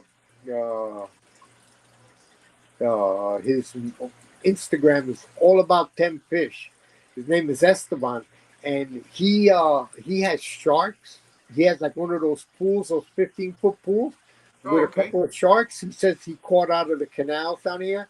He's had like a huge catfish, some peacock bass, but all these invasive fish, like about 7 or 8 of them, big, that he said he caught them all out of the canals down here. So I Oh, said, wow. oh, that's a good thing because there's um they're just passing some real new legislation that everybody, has talked about down here in Florida being real strict. But I also understand the thing because that has been told to me by everyone that goes, oh no, I got tired of fish, so I threw them in the canal. So there's both sides of the coin on that. But you know, anything that's going to restrict getting any kind of fish, also got to think about it. And like that, you know. Want to make this real nice, and I'm kind of like, do I want to get other fish or I want to just set it up nice and just Well, you know, here's just based on what you told me. You said you're pretty close to that neighborhood fish store, right? That's what it's yeah, called.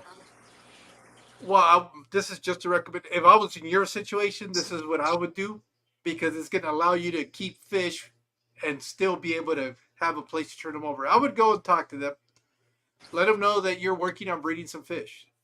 Like right now, you could start with mollies. Most of these places will take mollies in because they sell. They're uh, pretty easy to. So you tell them, look, here's the deal. I've got this. I got this many mollies. I need somewhere to offload them. In exchange for that, you might not want to necessarily hit them up for money immediately, but you tell them, why don't you either give me store credit or we can trade X amount of fish for these fish, a new fish that you're interested in, to try to breed them uh, and start working a deal. And if I can get them to breed, all the fry that I get from these fish, I can bring them to you, and then we can try a different fish. And you start building a relationship with the store, where everything you're breeding, if you're not selling, you could take it back and try to get credit or trade it for a different species, where you can try your hand at breeding. Now this allows you to keep new fish all the time, and you have a place to offload them if you get them to breed. So that I would try that with them, especially because a lot of the fish you have are fish that are going to sell. Most of the fish stores that you go to, you're going to find that they carry mollies. You're going to find they have guppies, endlers. That's a very staple fish in the yeah, stores. And if you get some homebred, they always like getting fish from home breeders because they tend to be better quality. And the other upside is, even though most guppies are bulletproof, they're used to your water parameters, so there's no adjustment. Mm. A lot of the stuff that comes from overseas, they have to go through that transitional period because a lot of them are being bred and kept in brackish to salt water. So that's why they get a lot of problems when they're trying to transition them over. So that I would try that angle if I was in your situation. That's what I would go and take some of the stuff that you see like angelfish, for example. You have a bunch of angelfish. You get them to breed. You can tell them, look, I got 50, 100 angelfish. What if I bring these to you? You can either give me store credit or we can trade it for a different species that I'm interested in trying to breed, Mm. and start building that relationship. And it doesn't really, if you get it to go, then it becomes something where it's not really costing you any money. And before you know it, maybe you're trading it for a breeding pair and some fish food. And Mm. it's just stuff you can. It's the way I look at it. It's stuff that would keep me entertained. It would allow me to continue to try different species and still not come out of pocket too bad. Mm. Well, I did speak with them about that, but they were like, "Oh, you got to talk." They're real. They've been there since Yeah. 1971. They got like their rep and all that. Not to say I got fat, and because in Dalmatian mileage, those they're not really. But there's a gentleman in Hialeah that I Yeah. had sent them a couple of a little video clip, and he said, "Let him grow out a little bit more." So I'm gonna give him a call next week, you know, and see. And on that, I was gonna ask him what's difficult to breed. That what are you looking for? Because like I know that like I've gotten my garamis there. I know they have a person that like really brings in good garamis. I want what are the go deads? They're libraries. Oh, So, the Gadaeans. yeah, those things. I want to see if I like those. I like gobies. Like everyone, I want the $300 the 300-gallon tank with the big red chili arowana back and forth. You know, Yeah. but we'll get Mandy's there. asking. I know you have the YouTube. What is it? You have Instagram also. Do you have any other social media platforms that you use? Well, Facebook, but it's kind of like not really that much on it. Okay. And in that aspect of it of the social media, I'm kind of sloppy about it. And I've actually been watching more on it and how to streamline it, how to get them all together to sync up, you know, and work on editing my videos and all that. That's a lot like editing the music and stuff. I can get there's a lot of similarities there. I can really, I know I can enjoy that. You know, I Yeah. also, now comes the season. I'm going to be getting busy. How much time that, like, fortunately, but unfortunately, I've been, I've had a lot more free time than I planned. You know, Okay. but still, I really want to see, how I stay with this. My actual plan is, because we're going to do it next year, but it'll probably be like more towards 2 years. We're gonna cement the whole backyard over. Okay. And in the back left corner, I plan to build an 8 by 15 shed, you Oh, know, okay. and block off like the last 6 feet and make it soundproof and put a little AC in there and make that like my little DJ studio so I can blast my eardrums out.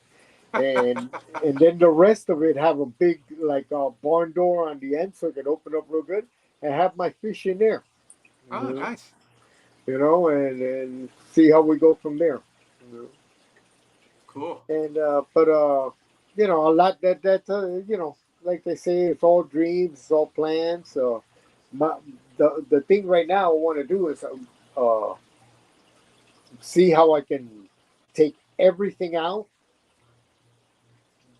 and seal the floor and then start over again. With 2 layers and go from there. You know. Oh, nice. And but like everything, time and money and getting things in place. But I'm not going anywhere. I'm really enjoying this like way more than I thought. I really like the science of it. You know, there's a there's a there's it's funny because there's a guy I spoke with and we were talking about the water usage. And he goes, "Hey man, you don't want to know what I do." And he basically has like a one of those 55-gallon drums, Okay. and he collects the runoff from his AC. Oh, okay. And he goes, "That's like distilled, so the pH is lower." I Yep. was like, "What?" He goes, "Yeah." Yep. He goes, "The only thing," he goes, "you really when you change the filter, you got to give it like a good bleach flush, and then give it like 3 days. You don't want anything building up in there, any funguses or anything." But he says, "That's what I do because I would see them all the time. Like, ah, yeah, it's water changing." It's like, "Yeah, your bill, you know, like Yeah. that, you know." There's a thing you can get from the library called uh, kilowatt. But like you put it into your outlet, and then whatever you're using, you pull it into it, and you can punch in your numbers, and you can see like how much electricity you're using an hour. Oh, okay. So I use two different outputs here, So I want to test each one for an hour at full blast. Put on all the lights because I rarely turn on all the lights. I'll put one from this side and one from the bottom, and then tomorrow I'll put the one that's up on top and the one down there in the corner. You know, cut down on the lights. Or Use you could sponge filters whenever I can. try Use to the take other. advantage of the natural light and probably install a couple of skylights in there. The only problem is in the summer it's going to get warm. Yeah, that's the thing. No, and even with the light that comes in here, the goldfish tank gets like the Algae. algae on it Hmm. more. This one gets like hair algae. They the sunlight that comes in Miami, it's crazy. And I'm on the sun goes over east to west, so it's kind of a little bright in the backyard all day long, you know. But it's a nice thing. But it's like and I wish I could have like another foot so I could stand. That's the Yeah, that you helps. know You don't get out of there with a stiff neck from being twisted all day. yeah. The only time is with a couple of like the water changes on the taller tanks. But Uh, outside of that, I pretty uh I stick on. I have a one of those rolling chairs. I sit in here, and I'm pretty. No one comes out here. I'm out here by myself, so I'm calm. It's crazy. I sit here at night with just the blue light on, and then out the front, I get my binoculars and look at the stars and stuff. And I look up, and oh, it's 3 in the morning. You yeah. Yeah. Hey, I was going to let you know you've now that you've been in the chats for a while. Are you familiar with Fish Fam Link? Do you, Yes. do you know what it is? Um, kind of, but kind of rough. And I was gonna look. That's one of the things I'm kind of looking into. That like when they say, "Oh, it's a moderator," and give me Uh, a wrench, and give me a Yeah. this, and I'm Well, like, that's when you live stream, and you can do that on YouTube. But the reason I'm telling you is because I know you said you're trying to find out who's doing what and stuff like that. And what is really nice about this website is that it's kind of has everybody that's creating not everybody that's participating, in other words providing their information, they get put into like this database on this website. And you can, if you're looking for somebody's channel and you happen to know their name, you can type it in there and it'll bring it up. So it's a way where you "Oh, can cool." find out other content creators that are in the community. It's a way for you to track them. And Mandy was telling me she just uploaded your information to that, so you're on there now. Oh wow, really? Thank you very much, Miss Mandy. Thank you. I have to take a look at that uh later on today.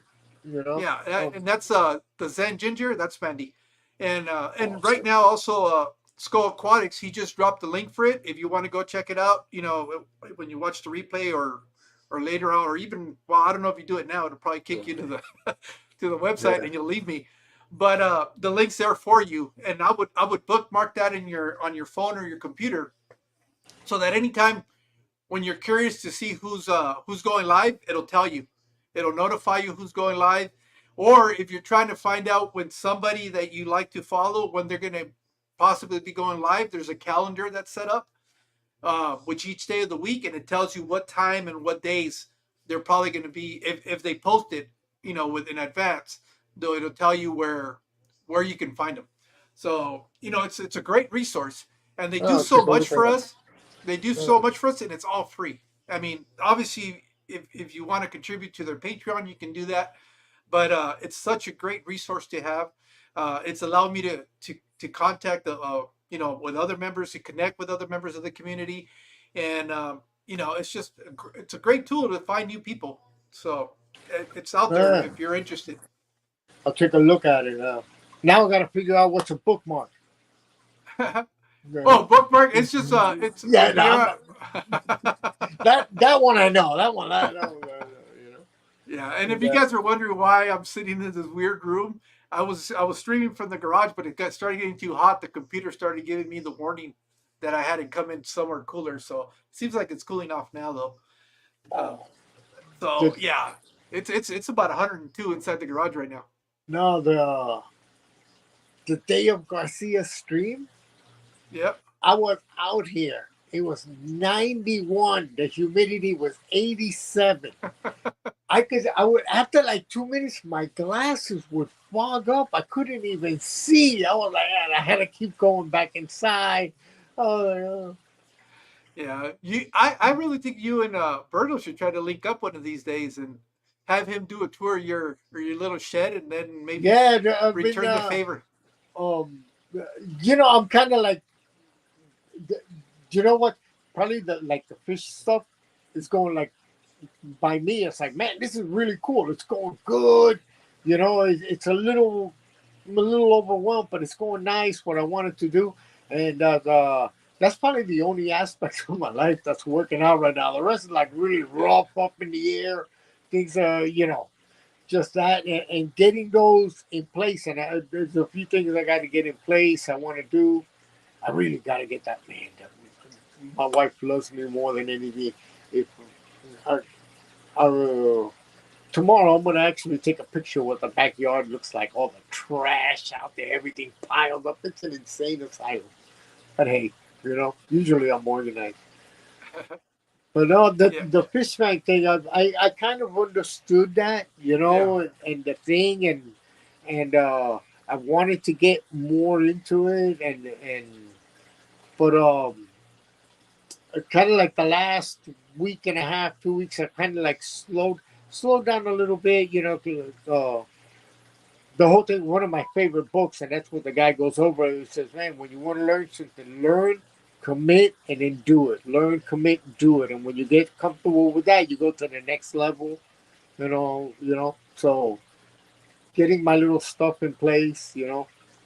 I was talking to my friend. It's funny because with the whole music, I'm used to taking a microphone and talking to people. And Yeah. so when I go to stream like this, I feel funny. I'm like, and then everybody are looking like, man, look. I think, okay, this tank is looking. Then I see somebody, I'm like, oh my god, like so I believe in Australia, uh, Craig's catfish Oh, cave. yeah, yeah, yeah. Yeah, That he was in here whole earlier. that whole thing he Oh, I did, know. I was like, oh my god, that's it. And I look at it, and I wake up early, so I put it on in the morning. That's like my breakfast big screen TV. I was like, oh my Yeah, god, he's got some amazing aquariums. Amazing. really nicely done. The way everything is, just the layout. Impeccable. Everything is always, but he's always working on them. There isn't a single day that he's not doing something. So, whether it's cleaning the glass, whether it's doing a water change, every day. That man is so dedicated. He puts me to shame. No, it's like that. You see people. There's one gentleman, forget his name, but it's not a well, no, aquarium delirium. Oh, Mel No, but it's yeah, I watch him. or I like Jeff. him. Yeah, I like their thing. Yeah, Yeah. I listen to them a lot driving around. It's always when they're on. I happen to be driving around. No, it's Aquarium Dominion. I think. Oh, okay, yeah. But the guy, Uh, he did it go, and the first step was, no, I'm redoing my thing. I'm redoing my room. I'm only going to do 4 tanks, a 12-foot, 2 tents, and a 33-foot over there. I was like, wait, what? What did this guy say? And I was like, oh my God, the whole well, thing, but and the build, and I was like, wow, that's really okay. I'm still I enamored. I really like his aquariums because it's like taking a slice out of actual nature because they're so big. He can have the whole entire ecosystem. He's got the big fish, the small fish, the little. Yeah, I mean, they fog. just and to have them, as clear as crystal clear as he gets them for that amount of water. That's pretty impressive too. But yeah, it's something Um, interesting, something amazing what he's doing in his basement. And um, I'm pretty sure it's not cheap at all. But you know, No, are you kidding? No, there was one. I think for the 33 foot. I think just for like the base or whatever. I'm not might be wrong, but he said like 2 grand just in the wood. I was like, lumber. wait, hold it. Oh, are you kidding? Um, have you ever watched the videos from this guy, the eel pig guy? I was following him on I'm following him on Instagram, but no, I didn't know. I didn't realize he had a YouTube channel until recently. Yeah, he's in Kentucky because my daughter lived in Kentucky three years. You know, my granddaughter's actually born in Kentucky. Now Oh, okay. they're down here, and I believe they're going to be going back. We got to see how that is. But, wherever they're happy, it's good. But in Louisville, Kentucky, great place, man, great place. You know, Yeah, I haven't but had the he's pleasure up yet. there, and in the cistern under his house, he has. And he goes diving in it. And I'm like, man, I'm a Florida boy. You would never get me in that water. It has to be like 55, 60. Nah, I don't even drink my water that cold. Yeah, I don't want to swim in it. But yeah, he's and got some big fish, and he says he's been increasing the amount of water as the fish grow out. yes, and then there's so many people, and then all the different personalities, Hmm. you know, and then you see some guys like with uh, Cody McElroy, I believe. Cody, the guy from Aquarium McCraw, Oh, Corey. Corey, and Dean Tweedle, right? And you look at the one where they're in Peru, like Oh, okay, yeah, in the canals getting out, and if you understand Spanish, you can hear the guide telling them like, you guys ought to be careful. There's like piranhas in there and stuff like that. And, you know that the gentleman is a photographer, that Ivan Nikolhi, yeah. Nikolhi, and Mikoji. yeah, the one he does that they drop that 30-pound chunk of meat on the bone, and they're in there filming the piranhas. I'm like that's like the guys that do the shark filming, like Yeah. I thought I was on the edge. These guys are like, really on the edge. Yep. But in that, it's so cool, and then you have the people that do the small, and there's such a variety to it. Really cool. Yeah. There's one gentleman when I wanted to see into the bettas, and he's in India or Malaysia, but it's down the side of his house, and it's all styrofoam bins that Oh, he's okay. like holding them together with tape so they don't bulge. They got like the black fungus growing all over them, and when he scoops out, these bettas are the most gorgeous things I've ever seen in my life. I was like, oh wow. Well, and that's the whole thing. That's what I always gets me, where people are so worried about having crystal clear, perfect pristine water, but if you go to where these fish are being bred, the fish are resilient. I mean, they're a lot tougher than we give them credit for. And and I know because I even heard Dr. Anthony talk about some of the fish that are growing. I mean, they're surviving in wastewater. I mean, it's Yeah. literally the sewage for the village, and there's fish in there. So it's one of Wow. those things where it's crazy. I mean, we sometimes get hung up on the wrong things. and we get into these pissing contests as to you got to do water changes all every other day, or it's just it's crazy. There's so many ways to do this correctly that there's no need to be arguing about those kind of mundane things. It's just pointless. I don't get it. I whatever. That just seems to be the thing nowadays. You can't find a middle ground.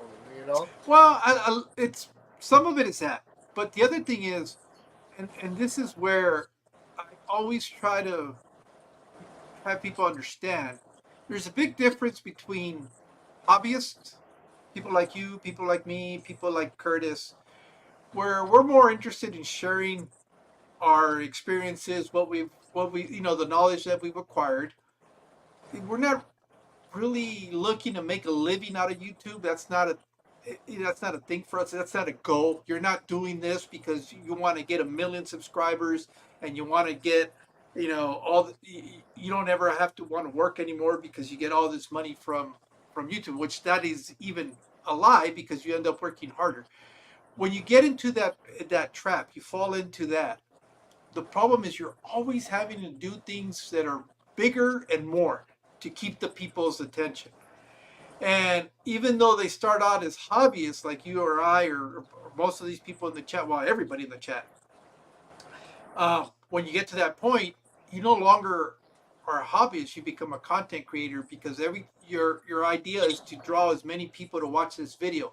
So you start doing all these crazy things, and you start getting into these arguments because people like to hear debates, and they like to hear this drama, this fighting that unfortunately draws a lot of views. So that's why a lot of these people will do that, although they perfectly understand that that is not the case. They're willing to use that to their advantage to create all these views, and that's the only downside that I see sometimes to the community is when that happens. But and not so much for a lot of the community members because a lot of them are experienced, and we all know there's more than one way to do this correctly. I feel bad for the new hobbyists that are coming in, and all of a sudden they're walking into these debates and they're trying to learn, and now they're confused because they've had found a way that was working for them, but all of a sudden somebody that has over 100,000 subscribers is telling them, no, you're doing it wrong. You shouldn't do it like that. You should do it like this. So they go and try that, and all of a sudden they start having failures. They get disappointed. They get frustrated, and the next thing you know, they're out of the hobby.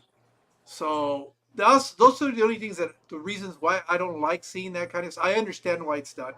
I understand that it's people that are trying to get that revenue, trying to get those views, but it sucks for those that are coming in and they're trying to find what works for them, and all of a sudden they get caught up in these going back and forth. Change water, don't change water.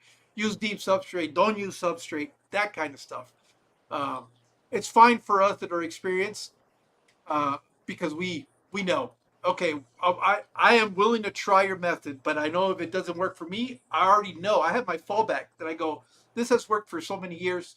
I'm gonna stick to this. But that's why in my fish room, I like to try. I'll try it out.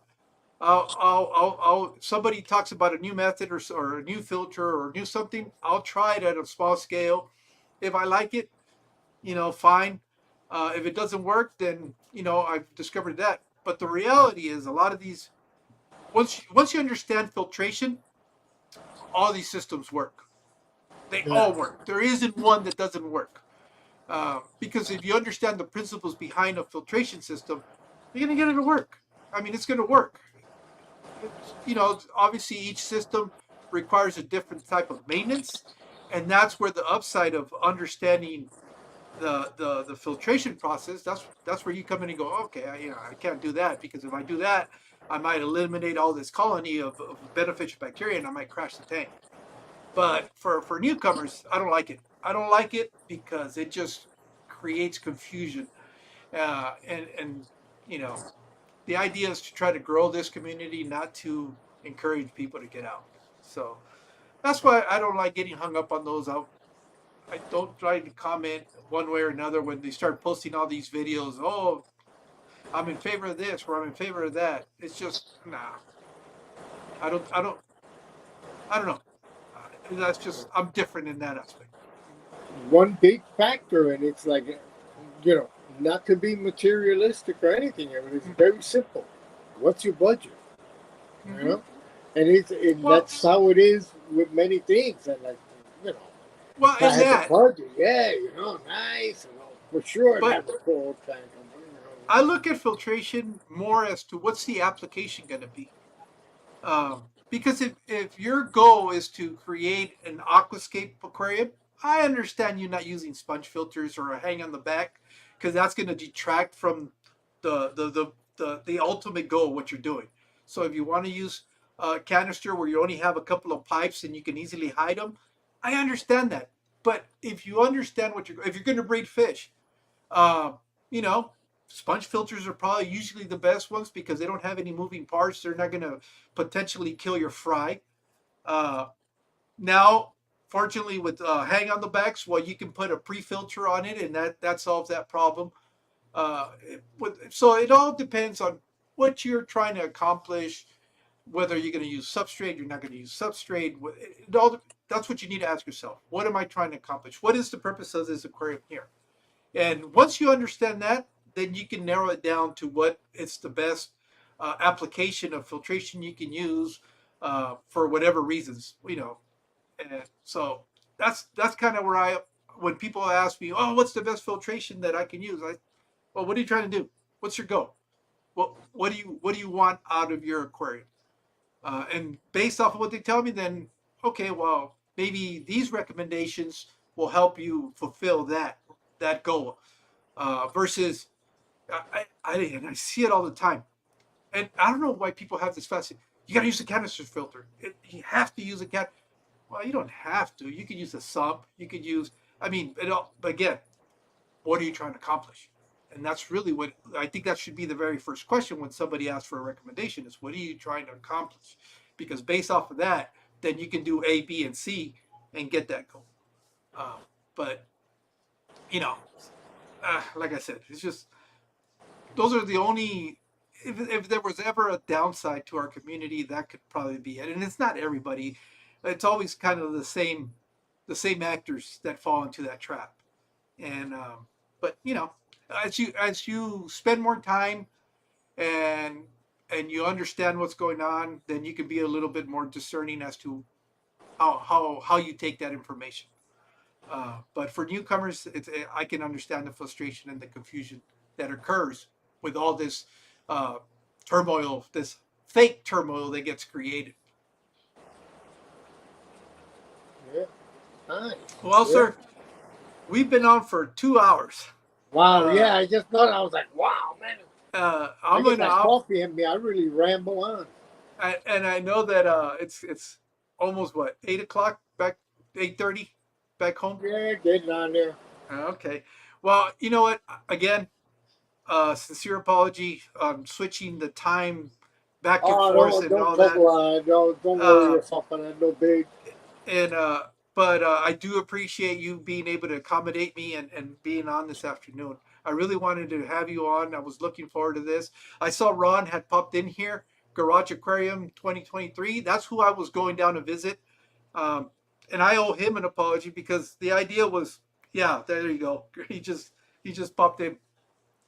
I wanted to film some of his stuff, but it's just I had some stuff going on that I couldn't even really focus. And I know they had some situation where they had me that I don't want to be imposing, so I didn't even ask. But I am definitely going back out to see Ron. He's got an awesome fish room, and he's got some of the best crevences that I've seen. And I was very fortunate to walk away with some of them. So hopefully I can get them to breed, and that'll be a new fish that I'll have in my fish room. But for everybody, and I think we kind of tentatively agreed that he would be willing to come up and be a guest. So I'm I you know what I always look forward to these. I wouldn't be scheduling them if I didn't look forward to having the person on. And so everybody that I this is like I've always said, it's been a very selfish project that I embarked in, because I'm talking to the people that I want to talk to and I want to meet, and and that's what makes it so awesome.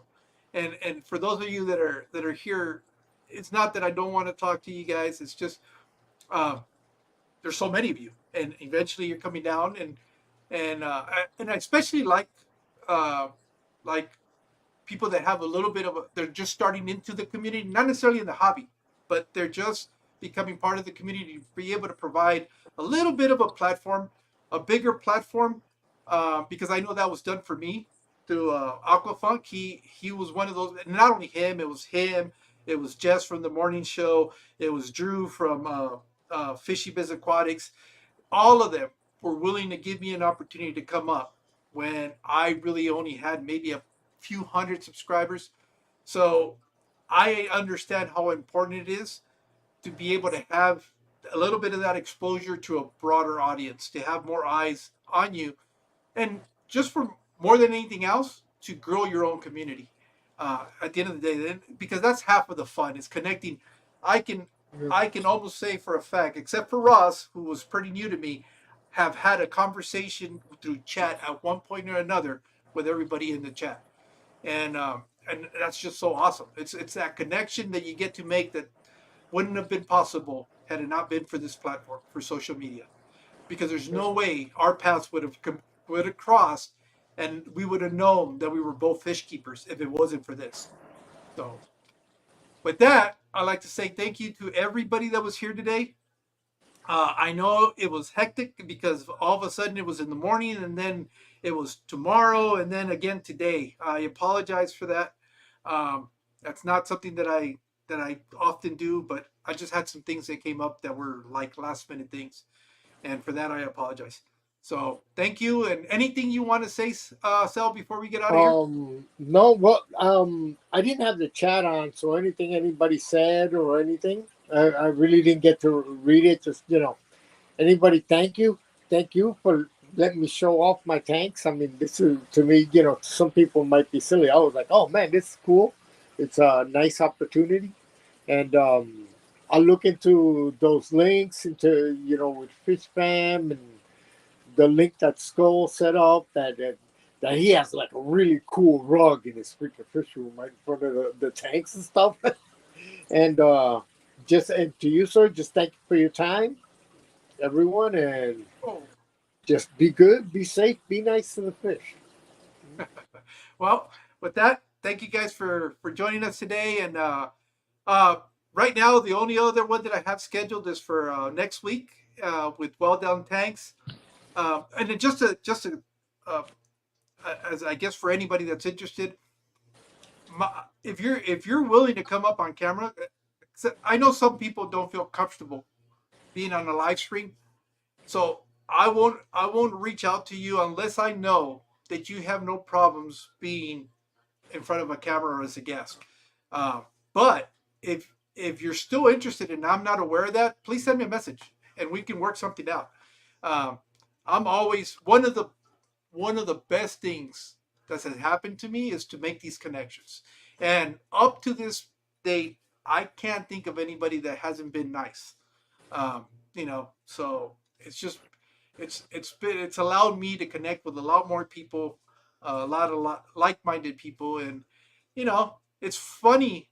And Ron, I can say this to Ron. I don't know if it's reciprocal, but when I first met Ron, I was able to approach him like I had already known him for years because we have exchanged a couple of messages here and there.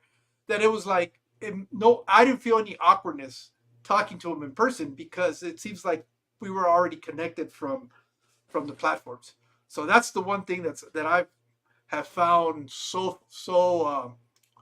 I guess grateful or useful from doing this, and just being able to be on the chats and you go back and forth with people and you start. I guess that's the beginning of a relationship. It's just that dialogue going back and forth. That when you get to meet the person is like, it feels like it's an old acquaintance. That's the weirdest thing that I've experienced so far. Is I've gotten that opportunity to meet some of the people that I've exchanged messages with, and the first day you meet with them is like, oh yeah, I've known you forever, and And I'm not the only one that's said this, because I know other people have stated that when they go to the events, and it's that, real simple, hey, how's it going? And it's like you hadn't seen them in a long time, even though it's the very first time you're meeting. It's like you haven't seen that person in a while, and you're happy you're reconnected. And that's the one thing that I love about doing these streams, and I love about going out and meeting people. It's just having that final face to face connection. Well, with that, thank you guys. I know I talk a lot, but we'll see you guys next week, and you guys take care. Good night, sir, everyone.